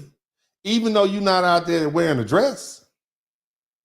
The fact that you see people getting jobs and benefiting and getting acting jobs because they act feminine and they seem non-threatening, and people are more likely to give them resources and opportunities, it makes you think you can do that. So you compromise the essence of who you are. It's no different than when our ancestors who were brilliant people had to play dumb around white folk so bad things wouldn't happen to them. It's the same principle. Shucking and jiving. Somebody type shucking and jiving in the chat room. They were shucking and jiving with their mental capacity and their intelligence. You shucking and jiving with your sexuality and your preferences. It's the same thing. It's the very same thing. So ask yourself, family. Ask yourself, at this point, how do you let this DEI die? I just want you to think about it. I tell you brothers all the time, man, be masculine. We got 15 super chats. Give me 15 more. 5 more so we can get to 20. We got 15 super chats. And in the meantime, I'm gonna let y'all contemplate on that. and we'll be right back. But give me my 5 more super chats. That's what I need. You young men were willing to compromise your masculinity. Like, we weren't willing to compromise our masculinity. We wanted to be men. We wanted to be strong. We wanted to have our own cars. We wanted to have our own places. We wanted to have everything there was. We act tough. We talk tough. We walk tough. And so you had to be tough. But a lot of you young guys say, nah, I don't want to be tough. I want to paint my fingernails. All right? You know, I don't want to be tough. I'm going to go pretend like I'm one of them off-brand dudes in the Rainbow Coalition. That's on you. The only people that continue to marry you guys is us, black men. Dennis Burley. A lot of men like women, but they don't like feminine energy. The only black man in this space that been giving you. We men be men, yeah, be masculine. From boys to men, salute, be masculine. Stepdaddies, they get stepped on, just ask the men. I'm the last to open the box, be masculine. His daddy was locked up, he been in jail. Mama, she put him there. Only son, he in a cell. Got his hair braided so long, painted fingernails. Mama drama never grew up to be a male. Arguing, cussing, she back at me. Argumentative, oh now calling me sassy. She ain't got a man ever since she left Pappy. Negative energy, all of these women happy. But on the positive, can't leave her natural hair nappy. She really hate herself, that's why she always snapping. Notice how masculine all of the women rapping. Really wanna be us, cheeks out here clapping. Racing to the court, money trying just to extort him. Running to the clinic when it's time to abort him. Hypocritical killer, these children ain't orphans. Faking feminine, pay for the coffin. Fetus after fetus is generational offering. Be masculine, we men be men, yeah, be masculine. From boys to men, be masculine. Wake up! You are making those black men have a level of disdain that they never thought that they would have. Black women still running around there thinking that there's more black men in prison than black men in college. Fuck all y'all. I knew her since the 5th grade. Nice guy, she curved, said he was bitch made. Now that bitch so cold, she like a switchblade. She don't answer the note, she big babe. She big bag, she big broke, that's big facts. Throat goat, her boat float for big sacks. Light skin, she so lit for big black. BBC to BBL, she BBD. When you gon' give your son some man time and tell your daughter to get her ass out the man line? Make that appointment, stop showing your tan line. Use your heart, but that is just a landmine. I hood dead black women wearing the Klan hoods. Over 22 million Planned Parenthood. If you don't love the babies, how you gon' love me? Ain't no love, that's why she charging the love fee. She talking brand, you kiss my ass, I'm thug free. Most beautiful women are looking ugly. Not missing a beat, we make the game different. Change lives and all it took was a plane ticket. We on the beach, you for the streets, we ain't different. Stalking us down overseas, them dames different. You having babies, so please just leave me alone. Your body, your choice, you chose the funeral home. We chose Brazil, Thailand, somewhere grown. Something you can't understand, that's on my own. No need to calm down, keep with the killer charm. Buy a dog and die alone, you know the song. Stop listening to people telling you need to be in contact with your emotions and express your emotions and all that. Sometimes you need to be stoic. Sometimes you just need to deal with it. We men be men, yeah, be masculine. From boys to men, we masculine. Stepdaddies, they get stepped on, just ask the men. I'm the last to open the box, be masculine. We men be men, yeah, be masculine.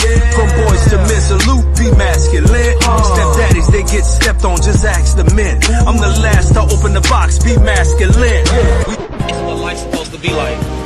All that shit that we was sold in America, you gotta get your credit score up, bro. You gotta get your credit score. Ain't no such thing as credit score down here. Ain't no such thing as three times the rent down here. Ain't no such thing as let me see your job. What your job paying down here? Ain't no such thing as, you know what I'm saying? Hey, bro, you need a car down here. You don't need no car. $3,000 just to stay in a motherfucking box. Nigga, I stay $700 USD. You know what I'm saying? My electricity is like $20. Nigga, my Wi-Fi. You know what I'm saying? This is how living an American dream is supposed to be. It's outside of America. America, we got a lot of opportunities, but it's like, nigga, you make $10,000, but your bill's $9,500. So who really winning? You know what I'm saying? We supposed to be able to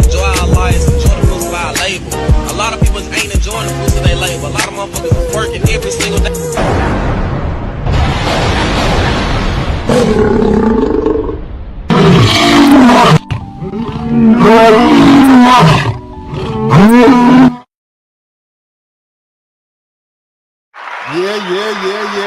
Back, man. I want to give a shout out to everybody who contributed to the super chat and the Cash App and the PayPal. My man Timothy Bright said donation to Deacon Spurl, and good looking out, brother. I appreciate y'all. Have to appreciate someone who keeps their word. Thank you so much, fam. Also, William Hughes, thanks for the $4.99 super sticker. My man Lil Something, he said, Mile High Gambler, Lil Something, Unc, I swear you be saying some funny stuff. Deport these criminals, and when we get back on track, the people start acting right, we may open the door then. Gotta focus on us. Yes, sir. We got 15 super chats, man. I want a big shout out to everybody who contributed, man. We try to get 20, but 15 to do. 15 is plenty. We'd like to get 20. I ain't finished yet. My man Dogbone said Trump is ugly inside for killing those subsidies for black girl mad. Yeah, black women are tremendously affected by these federal subsidies. And they're tremendously affected by the DEI hiring affirmative action, more so than black men. Just go to DC. But this is not really a black man problem, okay? This is not us, because we don't reap the benefit, okay? Unless you're willing to go in there and fake like you are a rainbow rider, then more likely than not, you don't have this problem. And that's not something that most black men are willing to do, compromise in masculinity. And good for us on that. My man Timothy Bright, $2. Don't be surprised one day put Trump on Mount Rushmore. I don't know about that. I think he has the possibility of being a great president, one of the greatest of our time. But and that's only because he's conquered so much. He captured the presidency. He didn't win it. He captured it like a straight up a military campaign. My man Cody Marshall, Wazam, Uncle D, just got back to work from having over 10 to 12 inches of snow. Salute to the panel. And goodbye, DEI liberals taking L's. Yes, they are. Shout out to my people in New Orleans, man. New Orleans got more snow than we did. Generation Malcolm X, $4.99. We don't care. We do not care. Soulman 7, thank you for the $19.99 super sticker. Urban Eagle, $5. Thank you for the super sticker, man. All my wrench mob always take care of me. That's what I'm talking about, man. I appreciate that. I give them wrenches and they still contribute to the super chat. They don't have to. You see what I mean? And I keep the thing open. I don't just make it only for members only. I wish y'all would join my membership. That's why all the good stuff is, all the vintage Blizzard King and Uncle D videos over there, man. So y'all become a member today if you haven't already, and check out my 5 years worth of productivity. I think there's actually Kevin Samuels came on my show a couple of times, so that's over there too. But anyway, big shout out to my man Just Another Mark. Yes, sir. Also, thank you, Wrench Turner. Brad said, I want my potato salad and raisins, and I want it now. He sure did. He putting Becky back in the kitchen, okay? Becky is back. Oh, we got 17 super chats. All right, 17. That's clean. We might get to 20 before I'm finished, but I got some more work to do, man. If y'all give me the 20, that'll be plenty. I appreciate it. My man Keith McDonald, good evening, sir. Great segment as always. Thank you so much, fam. Also, Havoc, man, not my fight. Lovely ladies, time for a draft. Ooh, yeah, y'all ladies. Y'all said y'all didn't need a man. You've been saying that a long time. What you gonna do when you lose your job? Your job is a federal job. And on top of that, you can't get on welfare because Donald Trump said the welfare is only gonna be for 3 months. Every 3 years. What are you gonna do? Look, you said you didn't need a man. You still don't need a man. I'm just saying. And Becky ain't gonna let you have her man. And neither is Maria. I'm just saying, I don't know what you're gonna do. I'm just watching. But anyway, shout out to Be Tall, Young, Attractive. The only people eating off DEI, Indian owners of tech startups, and actress Zendaya, that woman in the Little Mermaid makeup, man. Y'all are cold-blooded. Antoine's house head speaks. Always a fan, Uncle D. Stay strong, my black brother. Yeah, man. Shout out to you, bro. Thanks for the $10. Also, we got my man. What up, Frat? Appreciate you. Would love for you to do a stream on the files being released on JFK and MLK. Oh, I think I will. So Donald Trump also signed. He just cleaning. He doing everything, man. I mean, I'm like, wow. I mean, golly, he's releasing the full files on JFK, RFK, and Dr. Martin Luther King, and he ended up giving the pen to RFK Jr., who's a son of RFK Sr., the man who was shot, John F. Kennedy's brother, who got shot by, I forget the guy's name. Sorry, I don't know his name. I can't remember the name. So, yeah, I think I will hit that, man. I would like to know. It should help us fill in some blanks on what happened to John F. Really Dr. Martin Luther King, who was really involved with it, how much the CIA and the FBI knew. Again, the FBI has not been the friend of black folk. I really don't have a problem with him, with Donald Trump dismantling that organization and putting it back together in the right way and let it be a law enforcement agency instead of an agency that is used to oppress its citizens. They've gone too far. Okay, so yeah, I'm gonna wait. We'll see what happens, and then we will respond. And if there are some interesting takes on what's going on, I'm definitely gonna touch. I mean, we have to. I think we have an obligation as black men to further inform ourselves about what happened to this great American man, this great hero, Dr. Martin Luther King. And I think there are going to be some true surprises in there. As far as JFK, you know, my study, one of the things I like to study is the American Italian mafia, or the Sicilian mafia. And there are some links between the JFK assassination and the New Orleans-based mafia, okay? So I don't know.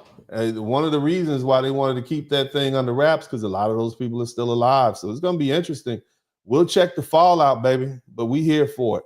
But thanks so much, Billy X. Big shout out to my man, Be Tall, Young and Attractive, BW. BW is more affected by removal of DEI because they depend more on government and state jobs. They do. And BW don't have a heavy presence in the private sector. Yeah, that's just true, man. And I mean, black women are going to be affected. Not that I want to see that, but, you know, ladies, you're going to have to eat some of your words. You are going, if you didn't think you needed a man before, you're going to need a man now. Because unfortunately, the government is not going to save you anymore. That's the government. They help you for a little while, and just when things get good, you think you can settle. Trying to depend on the government is like trying to build a house on a earthquake fault line. It's just, you always better dependent on yourself, okay? But even people who have those government contracts, you better get your money and get on.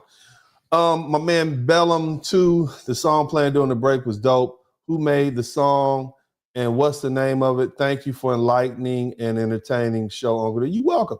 The brother's name is Big Bass Life, and he and I have been working together now for how many years? Maybe a year and a half almost. He and I have been working together. The brother he's worked with some other YouTubers. I just let him flow. I just say, man, look, whatever you send me, whatever the spirit moves and hits you, just send it to me and I'll put it up. I write him a check every few weeks for the music that he puts up. And that's pretty much it.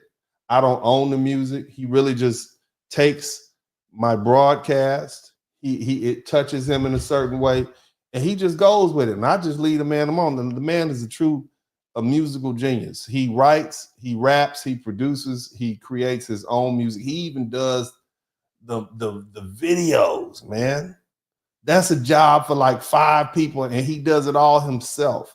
The brother's in. Shout out to Big Bass Life. Brilliant brother, man. So I support him 100%. He's doing his thing. He'll probably check this out, man. We'll make sure we tag him with it. But that's who does the music. I don't know if he has a YouTube page, but I'm gonna have to talk to him and see if I can get him to put a compilation together. But if you go to Esquire Entertainment, all of the music that he's put for me is right there. Go to Esquire, and somebody put the link to Esquire Entertainment in the chat room. Somebody, one of the mods, put the link to Esquire in the chat room, Esquire Entertainment, which is my other YouTube channel. That's where I house all of the music. Y'all put that in the chat room, man. Make sure you do that, man. But that's who does the music. So shout out to Big Bass Life. Who else we got? Be Tall, Young and attractive pookie chasers can feel the walls closing. Yes, they can. Yes, they can. Tavaria squared up. Thank you for the $20. And Blizzard tax is due. Shout out to Big Bass Like Black Man has his allies with white man squared up lifestyle. Big shout out to you, fam. Good looking out. Thank you so much. Who else we got? We got Jay Dallas. Thank you. Thanks for the knowledge. No problem, brother. Thank you for the $20. Mr. Hunter 515149 super sticker. Good looking out, fam. Appreciate you. And also, good riddance to DEI. Didn't earn it program. Y'all got jokes. It was used to exclude black men from economic opportunities anyway. Yes, yes, yes. Thank you so much, fam. I appreciate you. Now, here's the thing, brothers. Gentlemen, and I know we got some ladies in here. Shout out to the righteous ladies. I appreciate you all for being up in here. I got love for you. Okay, thank you so much. I appreciate everybody's attendance. If you hadn't hit the like button, hit the like button, okay? I appreciate y'all hitting the like button. We need that like button to be liked, okay? We need to get the algorithm moving and grooving up in here, okay? For 2025, we trying to march our way to 100,000. Uncle D should have 100,000 by now. All I got is 71,000, baby. I need y'all to get me into the millennium. You understand me? But anyway, man, look. This whole DEI experiment was never really about us, okay? It was never really about us. It was about making certain groups feel comfortable, all while we had, you know, to shrink ourselves, okay? We had to dull our edges. We had to play a game that didn't benefit us in the long run. For years, we've been conditioned to shuck and jive and smile and nod and make ourselves less threatening, and all in the hopes of securing a seat at the table. But now that the money is drying up, the same folks who champion these policies are scrambling and looking around confused. But here's the thing. We already knew what time it was. See, brothers, the lesson here is clear. You can't build real power by depending on handouts and government policies or empty promises. The true success doesn't come from diversity initiatives or inclusion checkboxes. It comes from mastery, from excellence, and from the relentless pursuit of your goals. DEI was just another distraction, another shiny object meant to keep you pacified while the real players stack their chips. And now, with this rollback of these policies, the message is clear. If you want something in this world, you have to take it and not wait for it to be handed to you. Now, let's break this down. For over a decade, many of you have been conditioned to dim your light, to silence your masculinity, and to conform to a standard that was never designed with you in mind. You were told that if you played nice, if you softened your approach, you'd get ahead. But what did that really get you? A seat at the table? Maybe. But was it ever really your table? The truth is, the only real way to level up in this world is by embracing who you are and fully and unapologetically being that purpose and being focused on your purpose. And let's talk about the elephant in the room. Who benefited the most from DEI? It was not us. It was not black men. The biggest winners were white women. Somebody type Becky in the chat room. Okay, it was white women and their husbands, white men. Somebody type Becky and Brad in the chat room. They found the loopholes in the system, propping up their business leaders, executives, and entrepreneurs just to meet quotas. Meanwhile, you were told to check your masculinity at the door and play the game. But now, with DEI on the chopping block, Becky's about to get her job took. And the same people who created this system are the ones dismantling it. And you know what? It's not our fight. Let them figure it out. So where do we go from here, brothers? It's time to reclaim your power. That means no more excuses, no more waiting for external validation, and no more watering ourselves down to fit someone else's narrative. It's time to build real wealth, real influence, and a real legacy.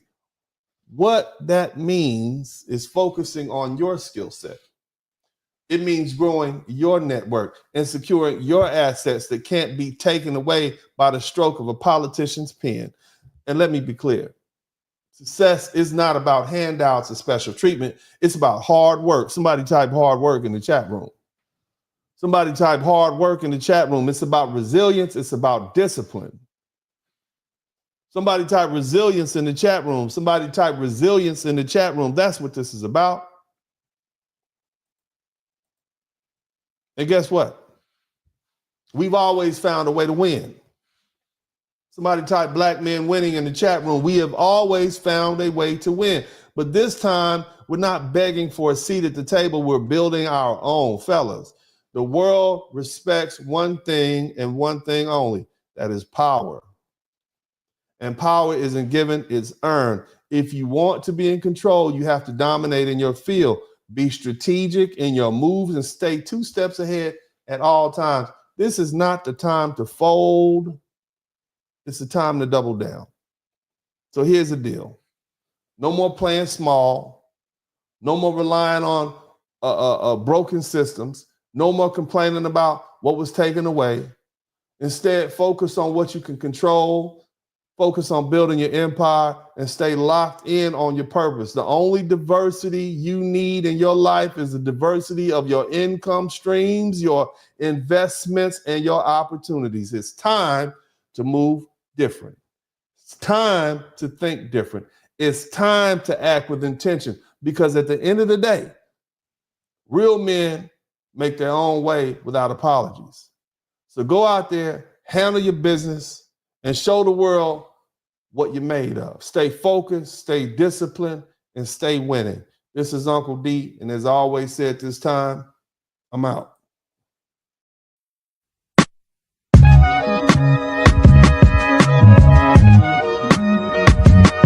Dennis Burley Podcast. Hit the like button, subscribe.